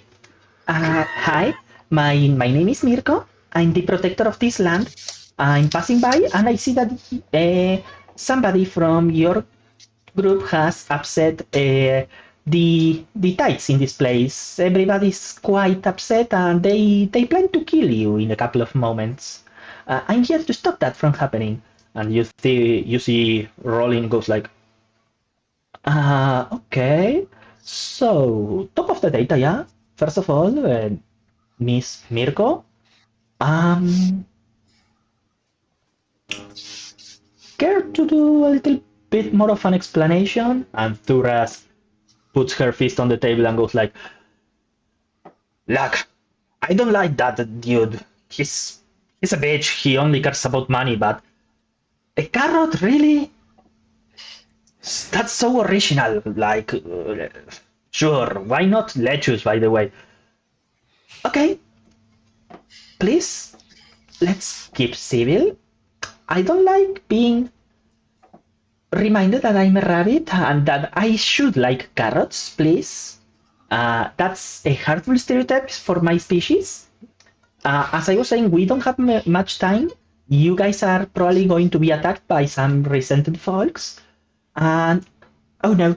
And, Quotl, yeah, more like everybody. You see as one of the tents is set ablaze from inside.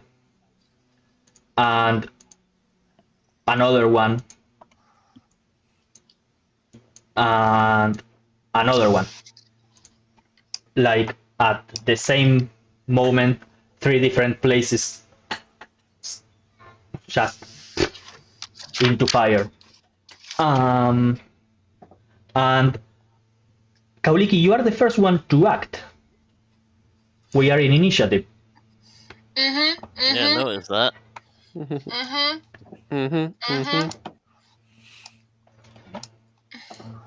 Let me change the music. Oh, for fuck's sake! What does thaumaturgy and what prestidigitation? Thaumaturgy is, think of thaumaturgy as audio audio amplification. Prestidigitation is kind of your quote unquote cheap parlor tricks, like creating sparklers. You can apparently flavor food, I think. Mhm. I Yeah, can't I remember. found my card here. Yeah. So yeah, Kauliki, you are first. As you see, everything is set in fire. As this beautiful bunny witch looks around like, oh no, I'm too late.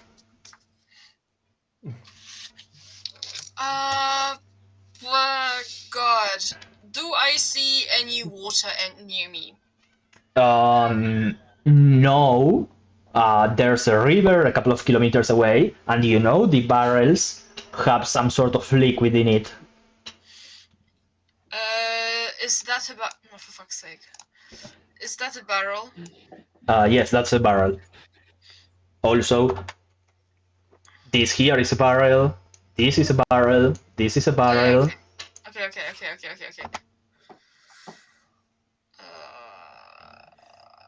Oh my god, why did I not take the frost one, not light? Can I... what's the distance? 20 feet. Can I come up to next to the barrel, open it and smell it.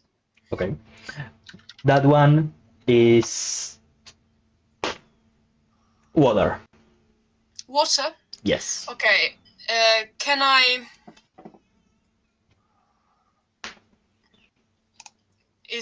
will not happen, but can I try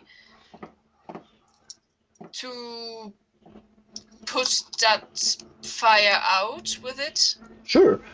Give me just a d20. It's going to be your action.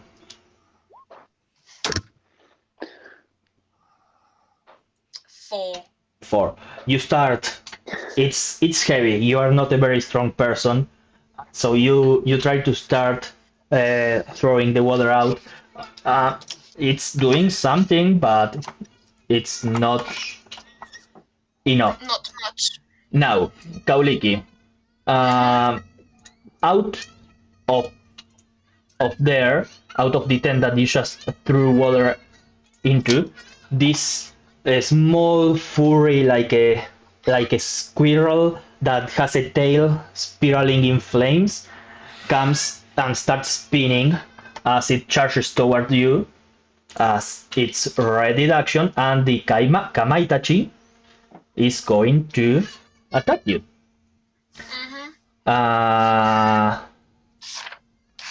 You probably hit. Okay, I need you to make a dexterity saving throw.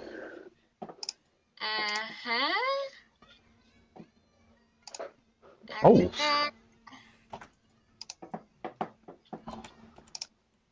Oh, for fuck's sake! What was I it? was 7. 7. Oof. Kauliki, you are going to take 4d6 plus 5. Ah! No! Nice fall on the How floor. much? 4d6 plus 5. I might be down. That's going to be 4 ones, so that's 9 points. That's Jesus. 9 4 points ones. of 9 points of slashing as this squirrel goes almost like a saw in fire, and you get the feeling that if this thing were to cut deeper, you would be dismembered. Like it cut almost to the bone. Now, Kauliki, that was your action. Do you do anything else? Can I, like, use nope. Yes, prestidigitation as a bonus action to make my voice loud and like get those fires like really loud, like extinguish those fires, like a commanding presence, like really like stop the fire. Sure. Yeah, sure. You do that. No problem. It's like really loud, like. Sure. Awesome. That's all. Yep, I'm out of everything. Okay. Nice. Okay. Let me. Quotl, you see as the trees outside of the camp start to be set ablaze, and your sawmill is on fire. Not the sawmill. Eric, you are up. Quotl, you are next.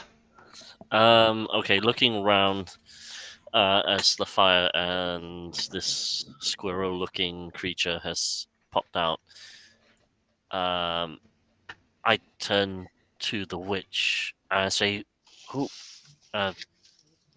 is attacking us?" She was like, they are the angry spirits of the land. They are annoyed that you conjured the demon and corrupted the forest. How do we calm them? magic or just knock them down, but don't kill them. Okay. Seeing Kauliki taking that buzzsaw. You can also try to convince them. Spit away! Okay. I think I know what I'm gonna do. As I run up to Kauliki, you see the rune glow on Eric's armor as he activates his Giant's Might ability as a bonus action. So you see the form of Eric just grow to an even larger size than he already is. Sure. Now, we are going to do this. Yep, Ooh, that's big fine. kitty. Yep, big kitty, and then Kitty. Kaine is drooling somewhere. basically run over and cut. Oh, God, should I just hit? And kind of get up in this squirrel's face in a show of strength. I don't know how this will work. I think it's gonna be. Hold on. Is it an action? I think it's an action. I've not used this one before. I think it's Mighty Roar. Well, Mighty Roar is a bonus action, but could I use? Would you let me use my Mighty Roar as a full action to sort of Sure. use it as an intimidation check Yeah, sure. against the creature Sure. and say leave? It's a so there is a DC to it. Okay. It's let's see, It proficiency fails. plus con. Cool. I'll It just put that fails. in there. Cool. So I'll just put that in the chat for you. Sure. Mighty Roar. As a bonus action, you can let out an especially menacing roar. Creatures of your choice within 10 feet of you that can hear you must succeed on a wisdom saving throw, or become frightened of you until the end of your next turn. Okay. So it's basically DC is 12. Yeah, DC is 12.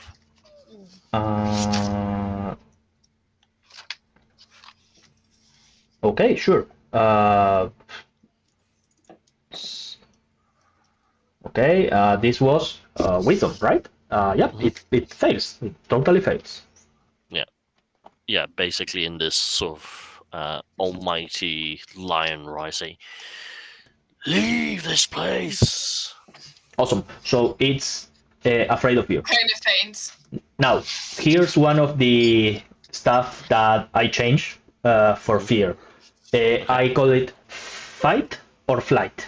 On its turn, if it gets over 10, it can't move and it has to attack whoever is next to it. And if it gets under a 10, it runs. That's all what it does. Okay, so good. Anything else? No, that's my action, movement, and bonus action. Nice. Quaddle, you're up. Okay. Seeing the fire, Quattle is gonna, and the spirit came out of the fire. He's gonna scoot,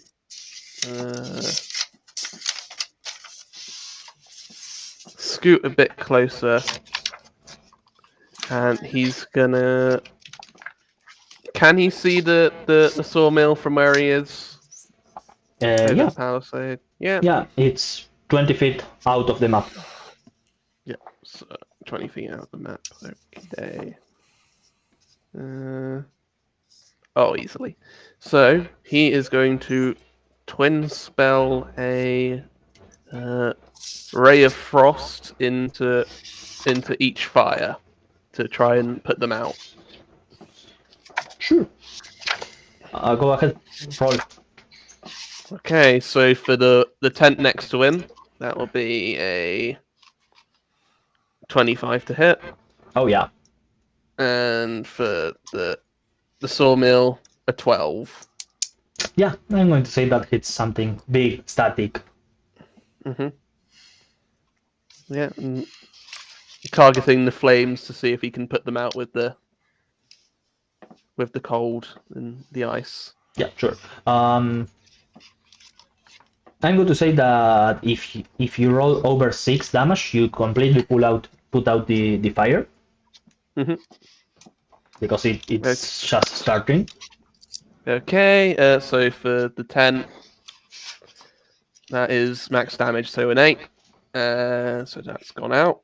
And Okay. for the sawmill, that is a 5. The sawmill is still on fire.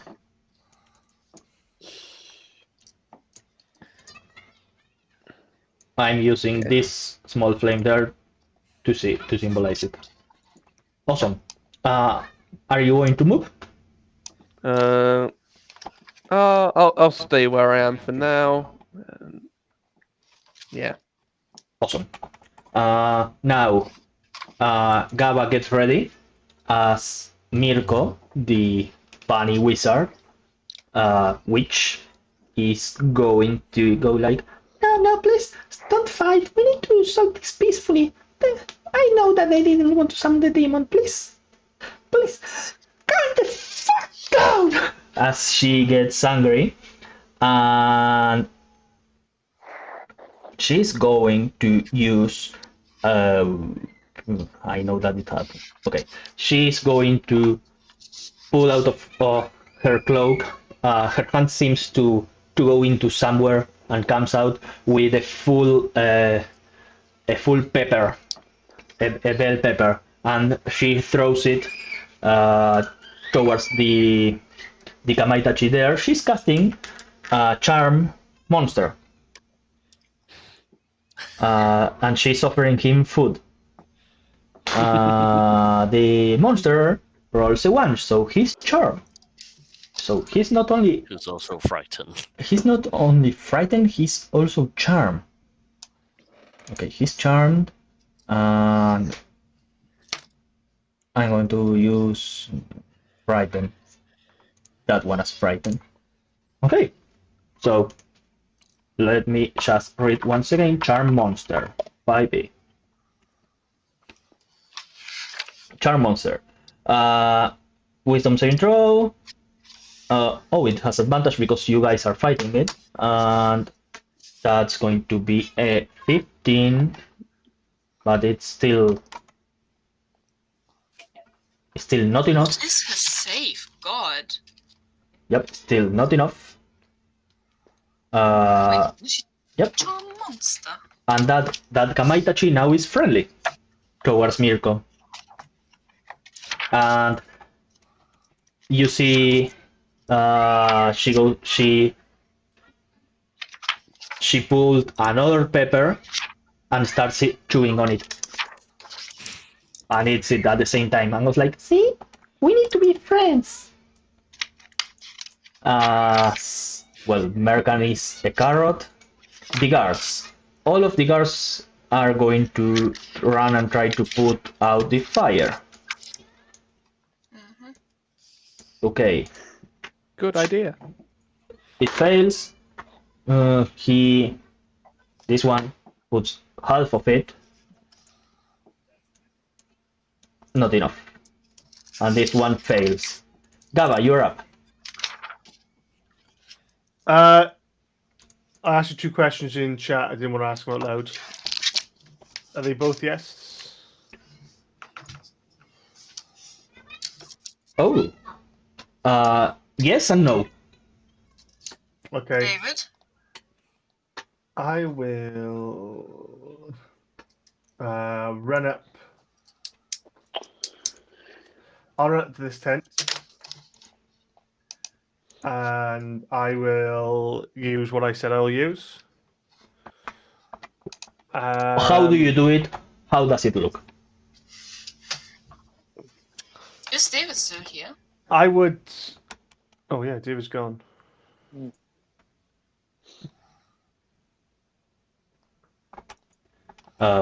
Maybe his laptop No. crashed Go on. as it tends to.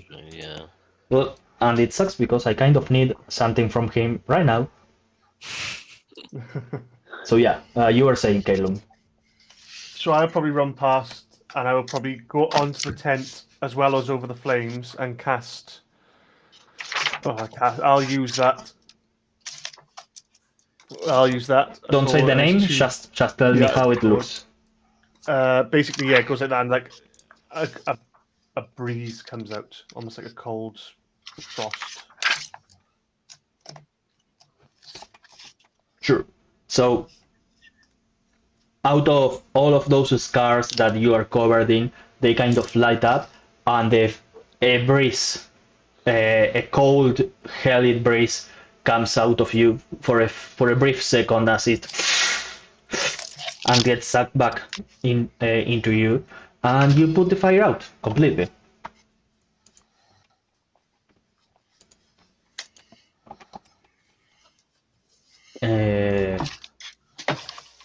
That fire is out. And for my bonus action, I'll start the rage. Yes, that's right. Yeah, sure. Okay. Awesome. Lady Rolling Alston is going to look at the bunny and goes like, "So, honey, what can I do to help them if I can't kill them?" And she's going to use. This can work, right? Sure. She's going to use pull out a stone and crush it, and starts throwing out the dust as a fragment of the earth next to the fire is lifted up and is dropped into the fire, turning it off. She used mold earth. Now that means that she had to move over to here. Now, Thrain, being the idiot that he is going to charge and try to attack this guy. And he succeeds at attacking him and deals 1d6, and that's going to be 4 points of axe to the squirrel. And if I'm correct, that's going to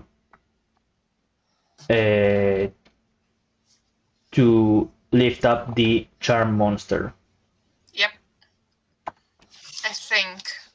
I think, but I'm going to read it in a second after including David back here. Spell and yeah. Yep. So Yep. go Thrain. Now Yeah. Turas is going to flap her wings and fly into the air 10 feet as out of behind her back a circle appears, 2 circles appear, and she puts her hand on one of it and drags this sword that is connected by a cable and goes like a chain sword, and out of the giant circle on her back, a great sword comes flying, spins into the air, and remains flying next to her. And she is going to extend the whip and leave it next to the bunny's neck, and goes like, "Okay, ya bitch, ya better start explaining what the fuck is going on here, otherwise some heads are going to start rolling on my new land." And that's going to be her turn. Before you go next, Bryn hasn't had a turn. Yeah. Ephraim. Oh, I deleted Ephraim. My bad. I had Yeah. I had Ephraim's initiative. That's a 14. Ephraim with a 14. Ephraim, you would have gone before Thuras. So Oh, okay. So the sawmill's still on fire, so I'll immediately rush over there, try and put that out. yes, the sawmill is still a little bit on fire. Yeah. So it's the first priority. So it's not that far. Only like 15 feet, and then.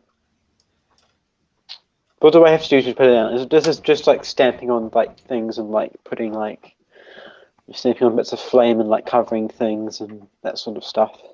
Well, since it's not that big at the moment, you could go and use an action to cover it with dirt. You could grab one of the barrels next to you, which may or may not have water, or you could do something else. I think I'll just cover it with dirt. Honestly, Sure. that's probably. Give me a dexterity check. Just d20 plus dex.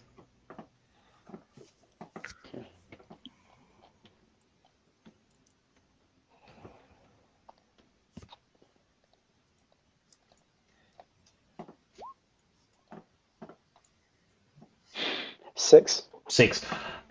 You are trying, but you are not fast enough to do it. Anything else? That was your action. I'll just use my bonus action to cast this. Like knocking people out sounds like a job for magic stones, so I'll cast that as a bonus action and just pick up some stones. Stone and stone and stone and stone. Sure. Yeah. Quotl, you see, out of thin air, you see a spark, and then starts spinning towards you as another of these Kamaitachis rolls towards you, and one rolls towards Ephraim, and one simply goes to bite a guard that's standing there, and for some reason it's in the GM layer. Okay, so that was the three at the same time. So Ephraim and Quotl, please give me a dexterity saving throw. Oh no. And this Kamaitachi is biting this guard, and oh fuck. Yeah, Same roll. the guard is dead. So Good. Good that none of the healers is here. So you see these three squirrels of fire come out of thin air, just spark there, and one jumps to the neck of the guard and rips its throat out, instantly dead. What were those two saving throws? So I got a 19. Okay. 6. Okay, 6. Ephraim, you are going to take full damage. And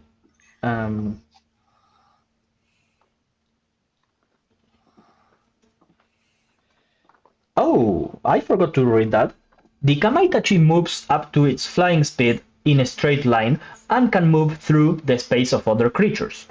The first time it enters a creature's space during the move, it makes a claw attack against the creature. Kauliki, is your AC lower than 20? Yeah. Kauliki, you also take 5 more points of damage. If the attack hits, the target must make a DC X dexterity saving throw, or take an additional 4d6 plus 5 slashing damage. If this damage reduces... Natural 20. No, sorry.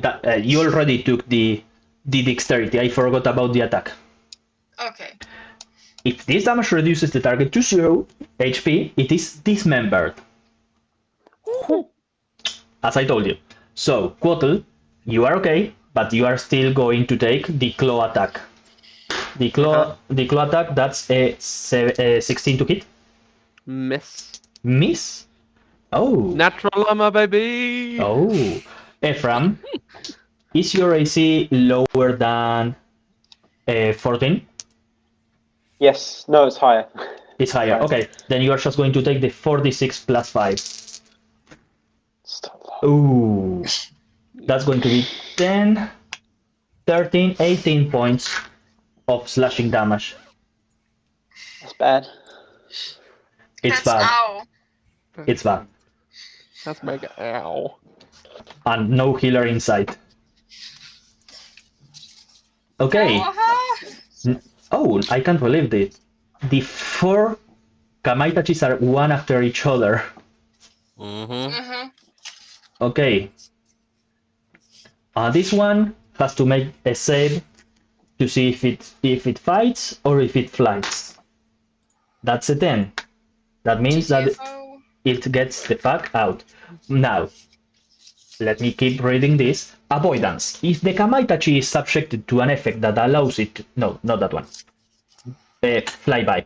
The Kamaitachi doesn't provoke an attack of opportunity when it flies out of an enemy's reach. Yeah. So, Sentinel. Yeah, but I want this particular one to get the fuck out. So I'm not going to use my reaction. Because Okay. Sentinel does override it. yeah. So it's just as it starts spinning and flying as it spins, almost like chasing its tail. It's now... What? That can't be right. Speed, speed, speed, speed.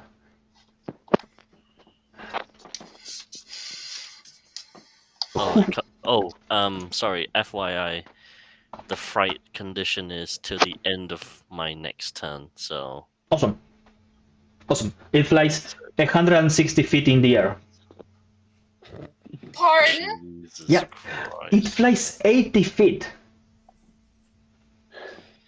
Yeah, Okay, okay, so at like least- with a dash. By the way, I didn't design this creature. It's in the manual. Which one? I don't know. I don't know. But it's 160 feet in the air. Okay. Kauliki, you are up.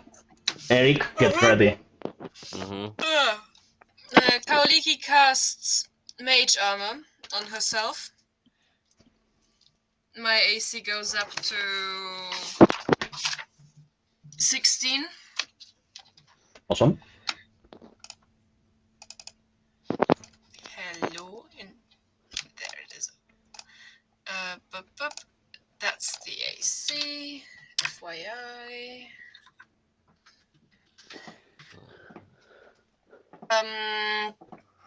And yeah, no. I will start nibbling on the cookie I got from Kaine yesterday. Remember, you can use a bonus action to do a cantrip that doesn't deal damage. Yeah, my cantrips, most of them do damage, so... Awesome. Now, Eric, before you go up, Mhm. you see this fire is once again set ablaze as another one of these angry squirrels appears and gouges at that guard. Oof. Oof. Also dead. That's not And it starts running towards Ephraim. Eric, you're up. okay, this is not Quotl, good. get ready. But it's gotta be okay. Cool. We'll run this big stomp over here because I assume this little angry squirrel boy might come my way. Come towards the big people. So I'm gonna actually movement that way, and then I'm just gonna action to dash. Okay. No, can I use any bonus actions? Yeah.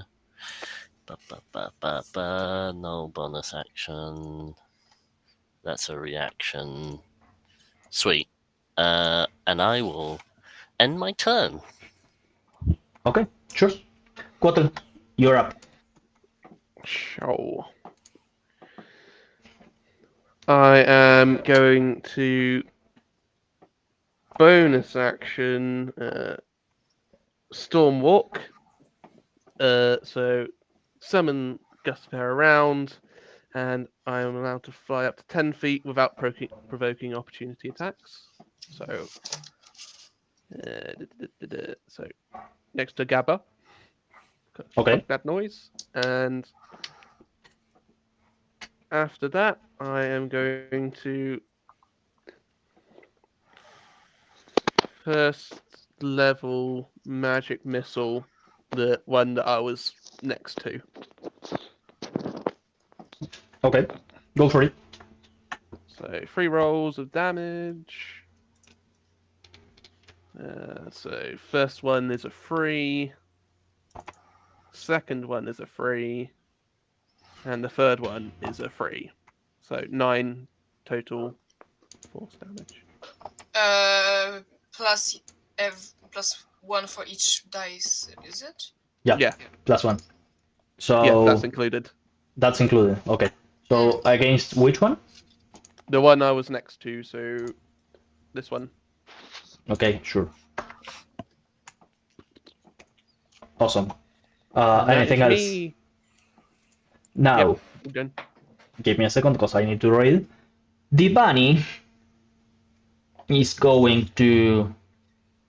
Swear to God, if she charms the one next to me.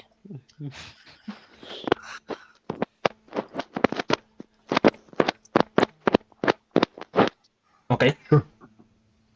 I like that. Okay, awesome. She's going to look around and see that 2 of these angry squirrels have murdered somebody already, and she was like, "I know, oh, we need to avoid this. Coexistence is the only way." And you see that as she, as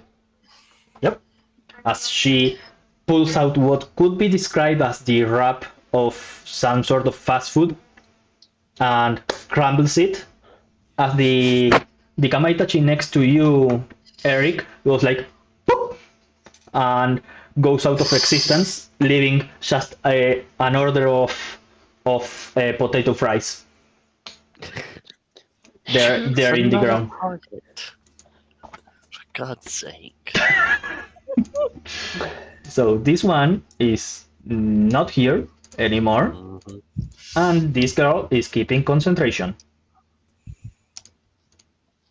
Does that mean thingy merchant boy pops out of carrot? Yep, that's exactly what happens as it goes like vitamins, and he's going to, without even standing up, he's going to run towards the tents. Or another angry squirrel decapitates him. Yep. You see this guard runs after him, trying to protect him. Gaba, you're up. Guys, each one of these creatures is challenge rating 3. Mm-hmm. 2. I would probably turn and go, "Well, someone else, this fucking bunny woman, what's going on?" And as I say that, I'm gonna. Is it half movement to jump? Like I want to do an acrobatics thing where I 1 step, 2 step, jump, hit them like a bump. What's your strength score? 20. 20. Damn. I'm going to say you can use either your full movement to jump high, or you can use half movement plus bonus action to jump high in order to gain the additional damage of the fall, which is, once again, a homebrew rule. Okay, so that would give me enough to get to, well, basically there.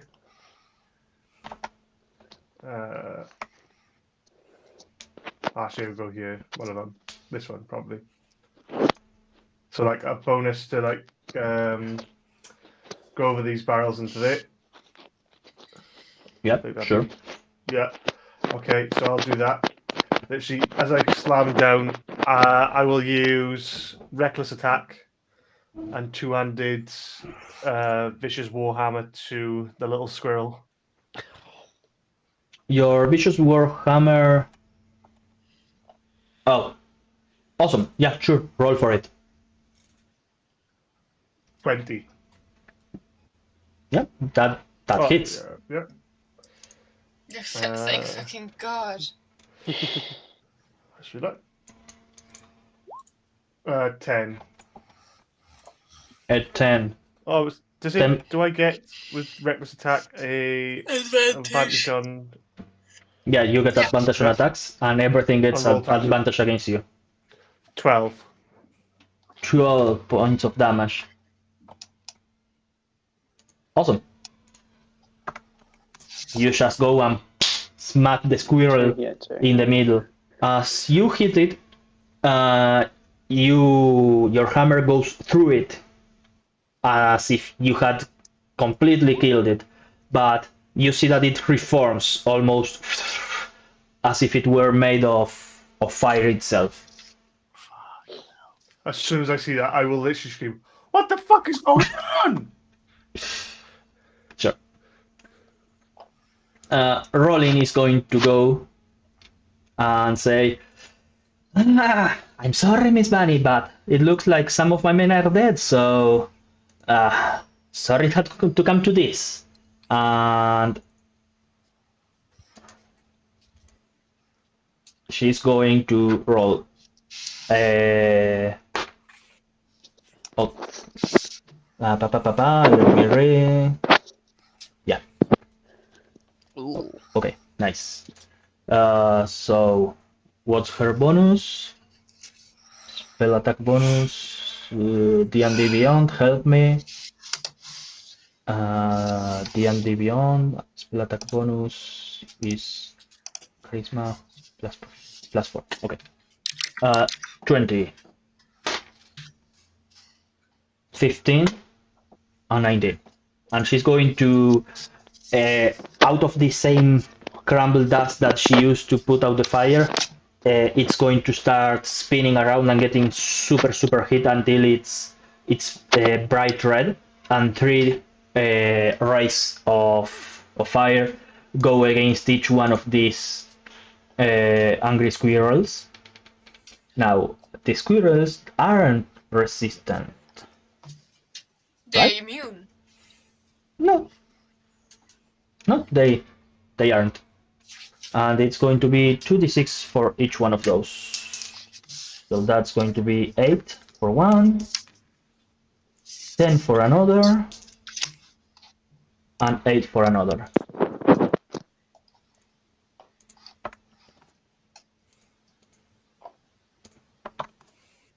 Awesome. That was Rolling Storm, and at this point you see more fires come out to life as everything is being set on fire. And I'm going to ask one of you to give me a D100. Now, just so you know, if it's under a 50, those barrels are going to explode. 56. 56. 56. Okay, sure. Then nothing happens. It's just being set ablaze. Thrain is going to stand next to Gauliki and go, I'll protect your lass. Ephraim, you're up. Decided what to do. How much would I have heard of what everybody else was saying about like how much Yes, we're talking about like the spirits and like the things of the Oh, this is chaos. yes, and this sort of stuff. This is chaos. Like how much of yeah. Mm. So I would not have heard any of that about how. No. Yeah. Okay. Well.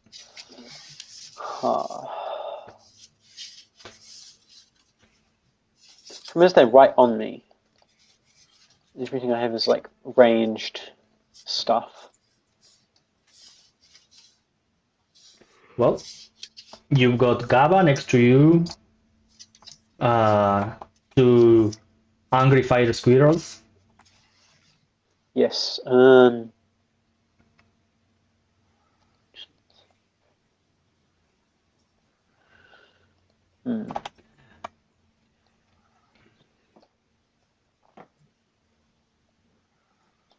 Heal myself. Okay.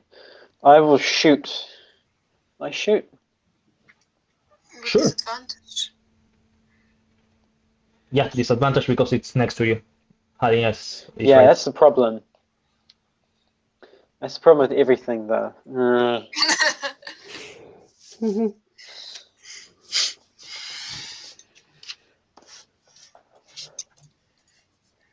Anything I can do.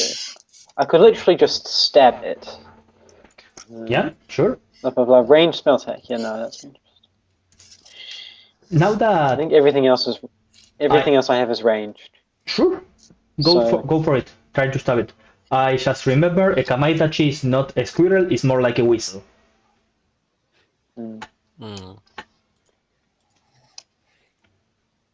Be... And Okay. you see these three that are here that have been injured. They seem to be looking away from you, as if looking for some way to flee. 18 to hit. Yeah, that hits. Probably. Yeah. Come? Yeah. Okay. So that will be how much?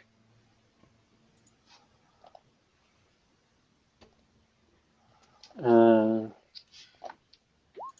3 points of piercing damage. 3 points against the one on top of you or the one Yeah. under you. The The one underneath. The one underneath. Yeah. You said 3. Yeah. Oh, it's a dagger. Okay. It's a dagger. Ephraim, as you try to grab your weapon and realize that they are next to you, you go and stab it, and your dagger starts becoming really hot in your hand as you approach it.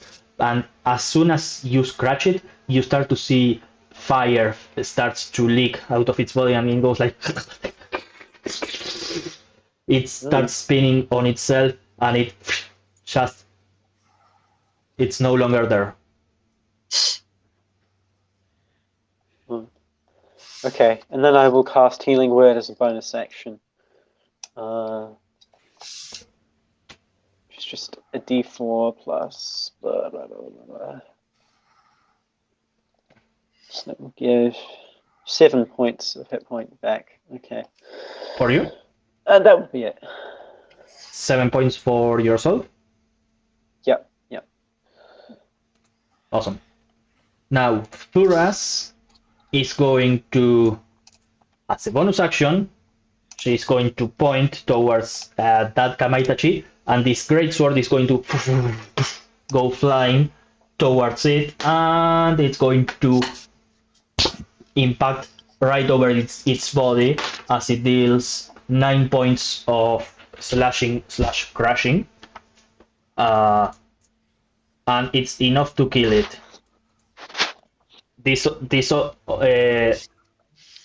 it impacts the greatsword, it just flame goes into the air as it disappears, and she moved 20, 30. Okay, she's going to move over here instead. And she's going to come over here flying with her whip sword and try to. She's going. Stab at a bag of chips. Oh, it's not stabbing, it's more like a whip. and it Well- has an edge, and that's going to be 23. 3? Isn't this been polymorphed? I assume it's been polymorphed. Oh no, it's been banished. You are right. That's the mark of banishment. I forgot about that. My bad. Okay, then Why is she stabbing the chips? then she doesn't have. Well, she's going to. Well, that was her bonus action to send the flying sword, and she's going to stand next to the bunny with her whip blade pointing towards her, in preparation to anything happening. Now, you are banished, and you are already 180 feet away. more like 360 feet away. This one is gone.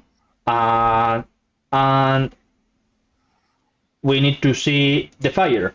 I'm going to need 5 of you to give me a D100. On a 50 or higher, the fire extends. And I'm going to say, Gaba, yours is the special one. Mine's 65. 65? 52. 47. 47. Who's rolling the fourth one?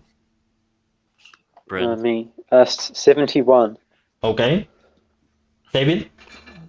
34. Okay, so 2 of these fires extend, and this Oops. one is enough to get over here as it starts. And Quotl, your fire also extends, which is enough for it to come over here. So, Quotl, I'm going to need you to roll me another D100, please. Oh yeah. Please roll better than you did a minute ago. That's a 77. You're fine. Okay. Kauliki, you're up. Eric, get ready. There's only one more of these Kamaitachis inside.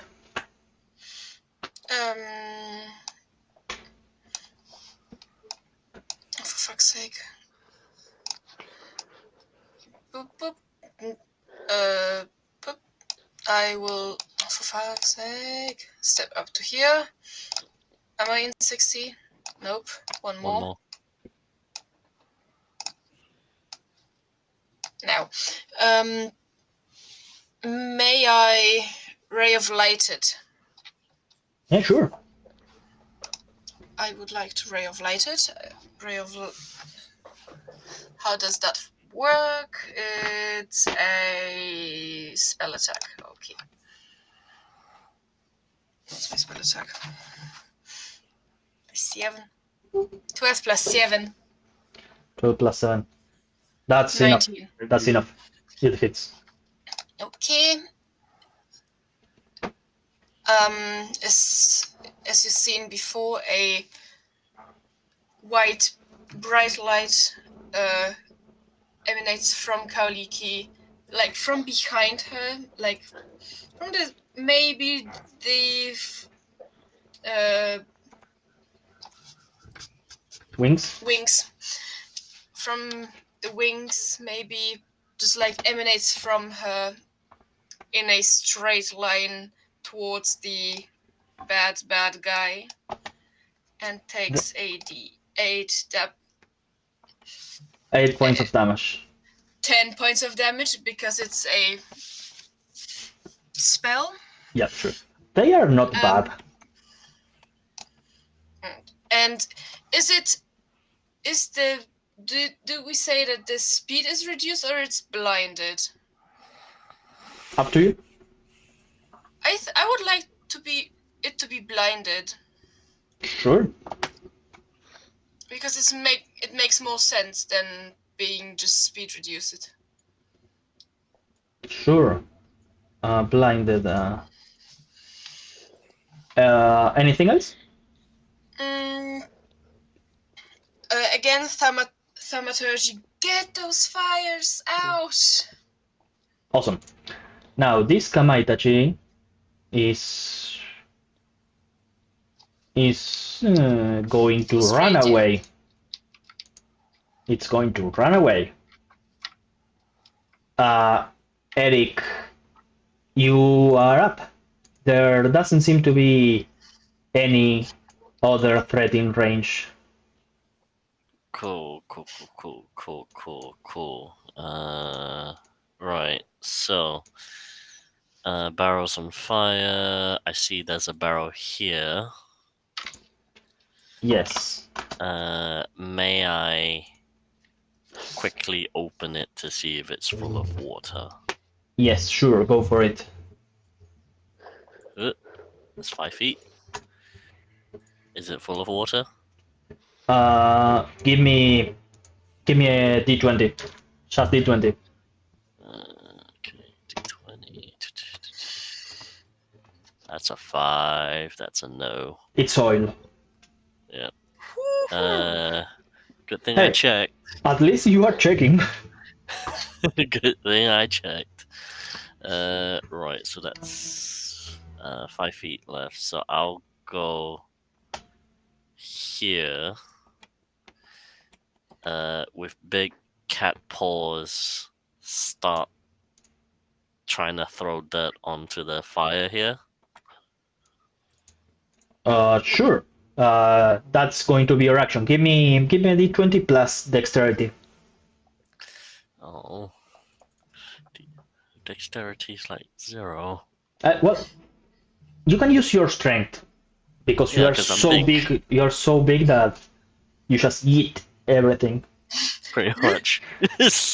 24. 24. Good. 20. That's going to actually be almost enough to.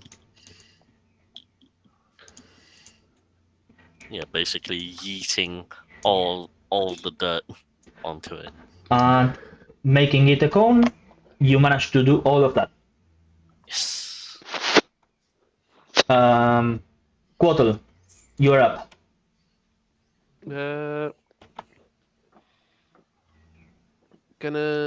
He's gonna scoot back a bit from the fire. Fire makes an attack of opportunity. And he's gonna once again twin spell a ray of frost, one into the small fire on the tent closest, and one into the barrels. Go for it. Okay, so for the ray of frost into the tent, 22 to hit.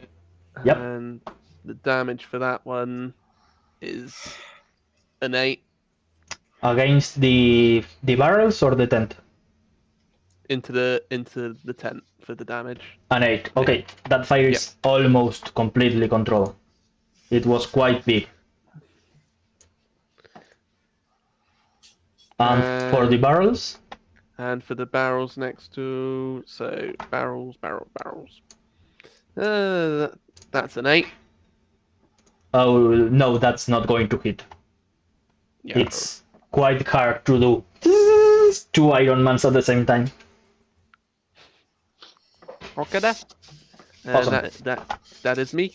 Now, Mirko goes like, "Oh no, I told you you hadn't to kill them. This is bad, you're angry." And she's just going to stand there as at her same initiative. The spirits of the two that were killed you start to see two sparks, and they start to spin against each other. And in a burst of fire, you see a big whistle, and it has 3 of you in line as it's going to start to spin, and you see that it spins at full speed against Thuras, who has its back towards it because she was with her sword aiming it towards the bunny, and the bunny lunges forward, pushing her to the side. So I'm going to make a strength check. Oh, that's bad. Mirko, you are not stronger. Okay. Okay. Sure. Nice. I love this. You see as Mirko puts herself in between the Thuras and the giant Kamaitachi that's spinning towards her, and she she puts both of her paws in the air, and on one paw comes a chocolate cake, and in the other comes a hamburger, as she's casting shield, trying to protect herself. And the Kamaitachi is going to have... Okay, its claw attack is going to fail, thanks to that. And now Mirko has to make the dexterity saving throw, and... Ooh. She fails. Now, since this one is bigger, I need more d6. Oh lord. Jesus. Fate is a lie. Please don't kill my favorite NPC. 10, 15, 17, 21, plus 6 Oh, is going to be 27. Okay, she's fine. She's fine. That's just my whole life, Yeah. basically. No, less. Yeah, she's fine. More than. She's fine. You see that this Kamaitachi spinning pierces through the burger and the chocolate cake and jumps straight to her. You see some of her blood slipping out, but you see that her cloak seems to be protecting her. Each time that the saw of the Kamaitachi spins, it seems to spawn a carrot that takes the hit and goes with the saw. So the Kamaitachi, after it finishes spinning, is covered in like 100 different small baby carrots. Merkan is running away. Does she have to make a concentration check? Ooh, you are Yeah, she right. does. I forgot I'm about sorry, I am that guy. that. Ooh, Oh, no, I and- would have asked as well. and she fails. Fuck. So this one gets over here. Okay. The guards and the merchant keep running away. Gaba, you are up. Ephraim, get ready. Oh, question for the DM. I assume the large weasel has ended its turn there, right? Yes. Right, I've got a reaction. I'm just gonna ping you something really quickly in Discord. It's to do with my Stone Ruin ability. It's more to do with the language, in terms of whether giant language actually exists in your particular homebrew or not. Yes, it does. You need to understand that in this world, the common language is more like a plague. Okay. But yes, That's fine. it does. Then, as a reaction, I will basically use my Stone Ruin and speak the giant word for dream, which will hit the giant weasel. The weasel will need to make a wisdom saving throw. DC is 12. It fails. Yes. It is for 1 minute. Charmed by me, whilst charm creature has speed of 0, incapacitated, descending into a dreamy stupor Okay. for 1 minute. At the end of each, the creature can repeat the saving throw at the end of each of its turn, ending the effect on a success. Okay, that's nice. So you see that, That's a reaction. Yes. and it goes But I like can't. Yeah. straight. It was flying in the air, and Mhm. proof it pummels to the ground. And Yeah, Mirko but- goes, "Good work. We need to calm them fast before they wake up. Don't kill them." Yeah, in this sort of motion, as I speak the giant word for dream. Awesome. Gaba. As I see that the other weasel turns back from a packet of like fries or crisps, I'll run towards it and I will just slap my hands together, and I'll use what I said about what I messaged you privately. The first thing. So It has more than 2d8. one use, right? Yeah, it doesn't. It just says I can keep using it. Ooh. Okay, sure. So it has a con saving throw. No, yeah, Constitution saving throw of 15. That's going to be a nat 18. That's fine. So I'll do two. I can still. It still does 2d8 anyway. I think. Yeah. So we take half of whatever I roll now. 7. 7 points of damage. Okay. I really need you to. That would have worked. Nice. Anything else?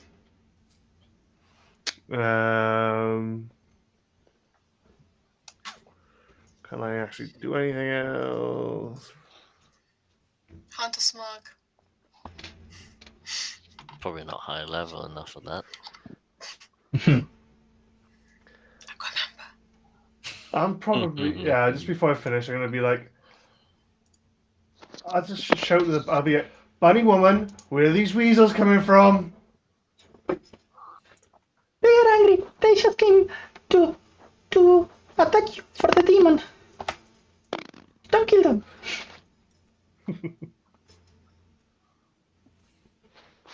Each time that I make this annoying voice, my dog comes looking for looking for something. Give her cuddles. Hmm. She a good girl. Yes. Okay, so nothing else. No. Okay, nice. So Rolling is going to go. What? I hope this doesn't kill ya. And she's going to cast Witch Bolt, which is Yes, she is. Pa, pa, pa, pa, pa.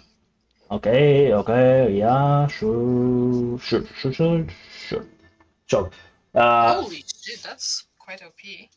out of the same molten rock that came the 3 scorching rays. You see that she starts spinning it faster, and it turns into plasma. The mixture of this molten, really high temperature stone plus the spinning creates electricity as it launches forward to the Kamaitachi that appeared once again with a natural 18 to hit. I need 1d12. That's okay. That's going to be a 3. Yay. As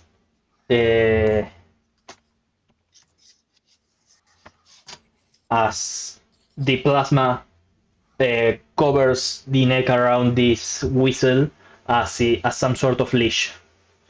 The big or the small? The small one.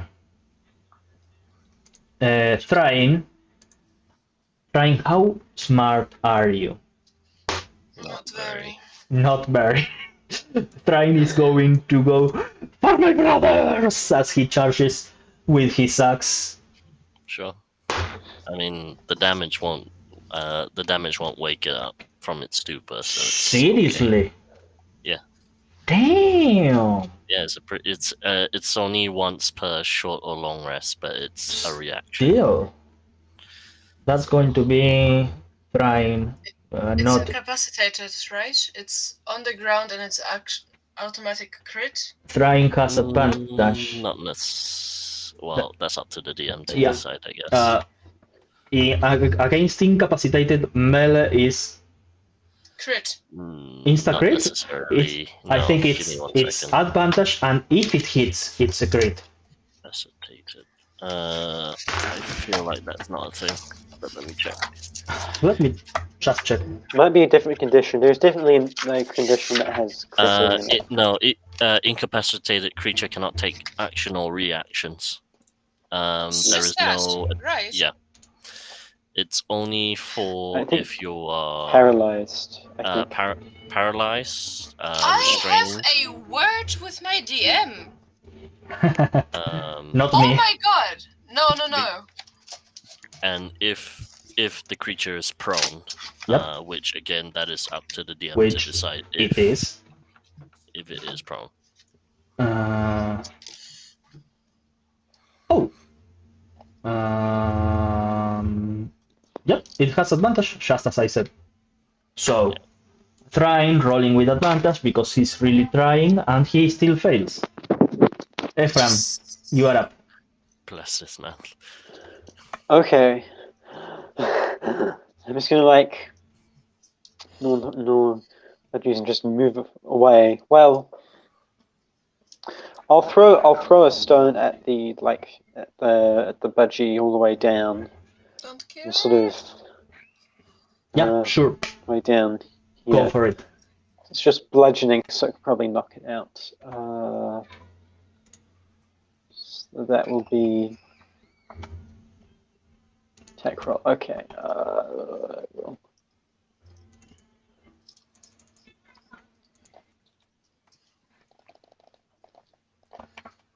Stats 20 to hit. Yeah, that hits. The damage will be. Gavas, you are attacking it almost like a bullet straight close to your head. It's 6 bludgeoning damage. Yes.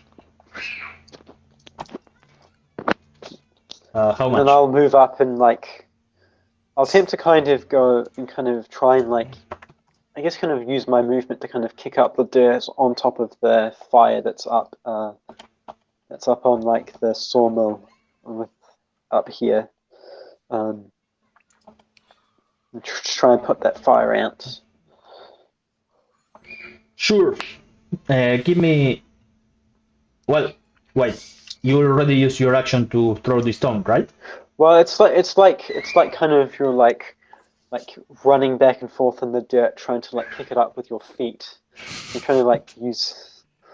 Give me. He's using his dog as ancestry there. Give me an athletics check with disadvantage. Sure. Hey, it could still be something. Yeah. Come to that Dex. 20s. Athletics.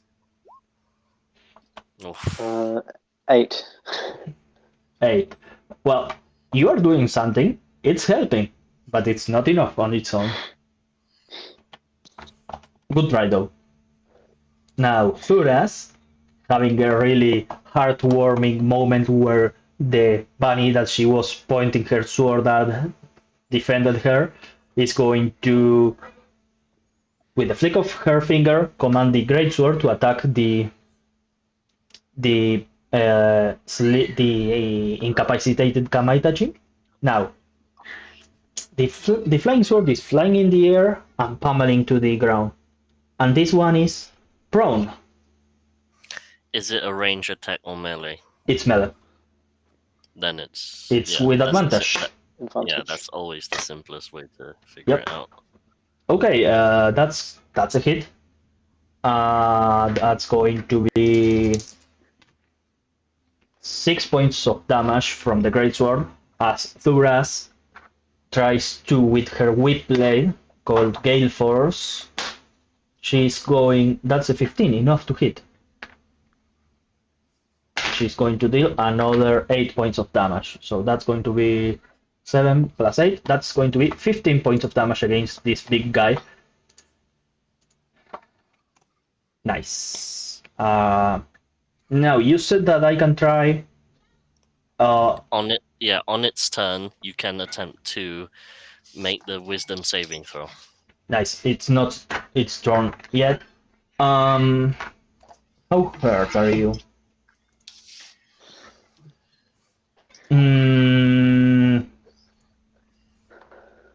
Okay.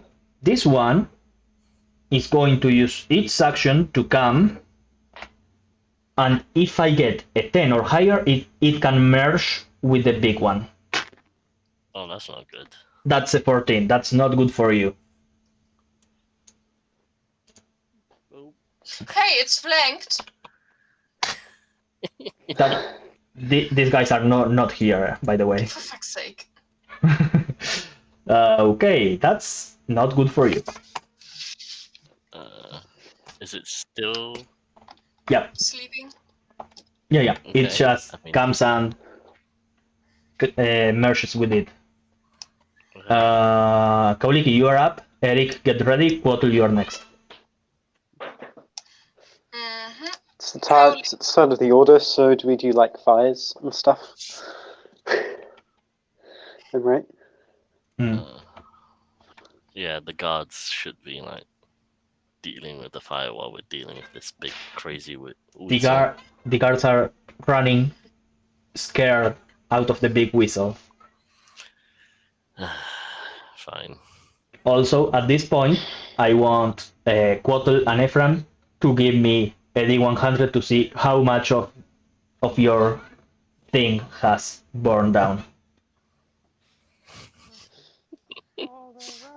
By the way, I'm going to assign that it has 50 HP, and you are rolling a D100 to subtract from it. Completely arbitrary.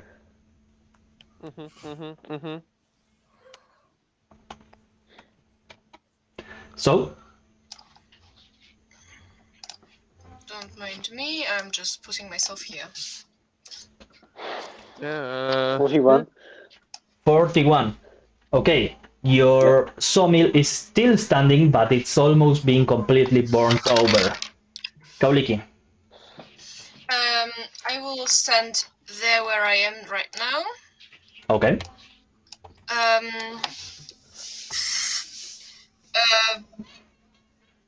Whoever can see me now, which I don't know who can. Trying. And stone. Cool. These two lovely people. And probably Quotl. Oh, Quotl had seen it before. From my hands, I will subtract the sorcery points. From my hands, the black claws emerge. Around me is getting very dark, and I just slash out with my shadow claws at it. Go for it. Does that count as a magical attack? Yes. Okay. I mean like a magic spell attack. It's a melee spell attack. Okay. It's a 17. Oh yeah, that is enough to hit. Mm-hmm. This is my claws damage, right? It's D4 plus 3, so 5 plus my... so it's 5 slashing.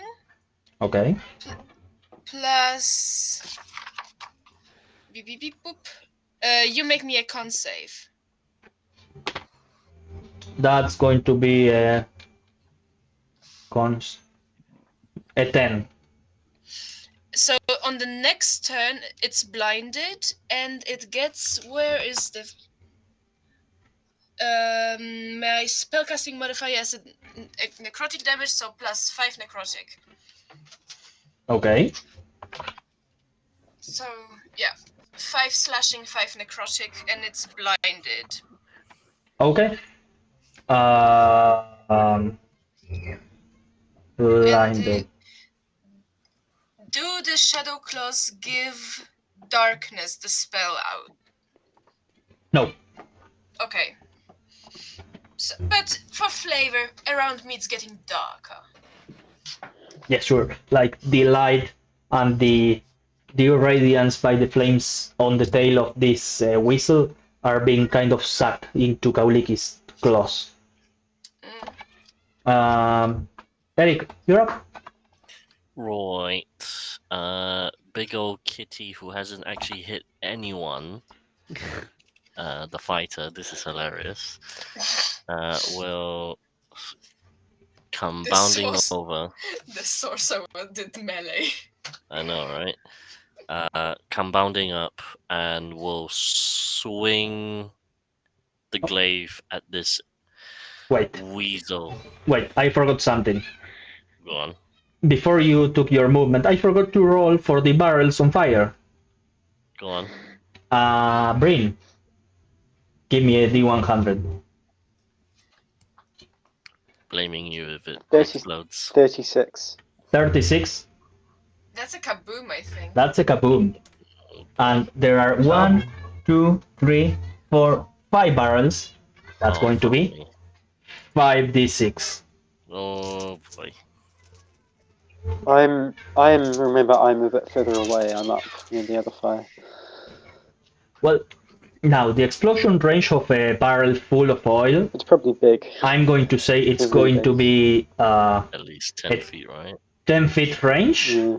10 feet radius circle Per barrel. per barrel. So, Okay, so that's going to be 10, 16, 20 points of kaboom damage. Kitties are flammable. to. How do you know that? I assume Right. it's hair. So, how much was that? Twenty. 20. 20. Oh, boy. 20 points. Okay. You're still up. Yeah, he's still up. It's all good. So how big is the radius exactly? How far are you? Well, I should be about Far enough. It gets to 15 around. feet away. Then you are hit only by 5, which is the closest one. Okay. No. 5 damage. Question is am I actually in range of that barrel? Of that one, yes, you are. 15, 15, Yeah. 15, 15. You are in range of all 5 of them. Yeah, Being yeah. big kitty didn't help. Yeah, it's fine. It's fine. Now- It's good, it's good. To not be an evil GM, I'm going to say that you gain a burst of movement thanks to that, and I'm going to make, if you make a melee attack, it's going to be an additional d6 thanks to the inertia. Sweet. Alright. I mean that's what's happening anyway. Yeah. The explosion pushes Eric forward as he runs up, cool guy, don't look at the explosion. And just start swinging at this this weasel.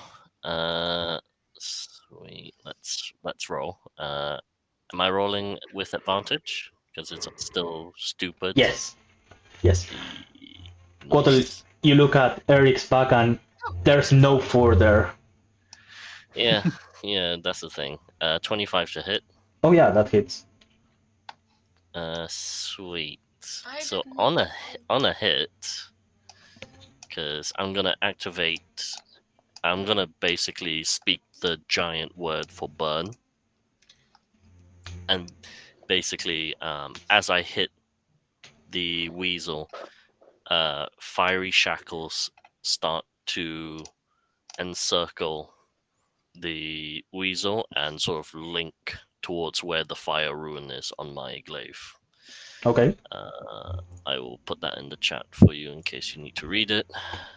It needs to also make a strength saving throw or be restrained for 1 minute. What's the DC? 12. 12. That's a natural 11 Sweet. minus 3. Cool. So I think the restrain bit comes after, once it fails. Wow, I wrote really badly for that, and then I need to roll an additional d6 from the extra inertia. So that is 11. Don't you get also an additional d6 because you are enlarged? Yes, I've already D4. factored that in. Okay, so what's the total damage? So we're looking at 18 damage for the first attack. 18 damage for And the... I still have my second attack as a fighter. Hey. At level 4? Oh, no. Ignore me. I thought I was level 5 for some reason. I've been running one-shot level 5s. But I will use my bonus action to second wind. Sure. Awesome. Anything else? No, that is all. Quotl, you're up. 8 HP back. Seeing that they kind of got that handled, he's gonna remain on fire duty and keep blasting. Go for it. Another a ray of frost into that tent there. Yeah, sure. Bonk.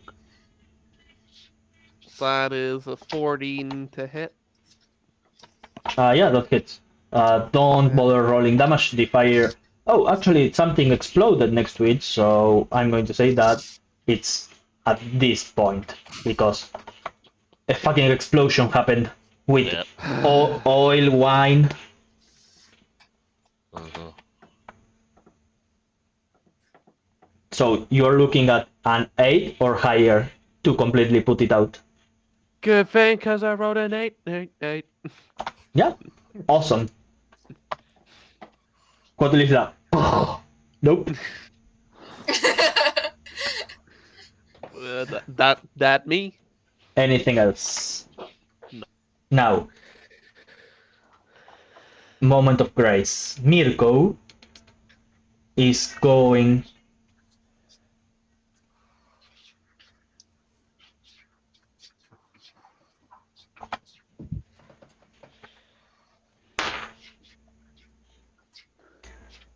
Mirko just walks next to this giant kamaitachi in the ground. As it growls at her, she pulls out of her cloak a chocolate bar of some sort. She unwraps it and shoves it into its mouth, and the kamaitachi goes like, and it shrinks and is turned into a chocolate whistle of the size of the palm, and she goes like, get this, I'll get you to your home soon. And we are going to wrap tonight's session there, as she used a foodie morph with the natural one on the save. Nice. Sweet. Now the question is does the fiery shackles melt the bar? Shush. I can No, they don't. well, it doesn't say I can drop it, but I guess I can. If because it's my concentration, ability. then yes. It's not really. It doesn't really state it, but sure. We can do. Well, don't worry. They don't melt the chocolate whistle. And Mirko Oh, As soon Can as I? I'd see that, Gabba would probably just shout, "Why the fuck didn't we do that from the start?" I can do it only to one at the same time. She yells super angry at you. When the weasel gets down or smaller, you see like the sweet-ish girl, just like homicidal maniac, like. You see that to live on a cliffhanger, you see as after Mirko yells at Gaba, she goes like, oh no, and kind of faints on her back. holding the whistle. And that's where we are going to end tonight's episode. Okay. So maybe Giant's Might is still up. We'll see. So yeah, good game, guys. Yay! Got to do my Nope. things. Note to self. Note to self, we are going to die. Mage armor every Always. morning. Always. Mage armor, always. Well, we'll be back in 2 weeks, hopefully with our missing rig, to continue on to the adventures of a foodie bunny. Is she really a foodie if she's just throwing out junk food? I guess you'll have to wait to know. Very particular type of foodie. You'll have to wait 2 weeks to know that. So see you in 2 weeks. Mm-hmm.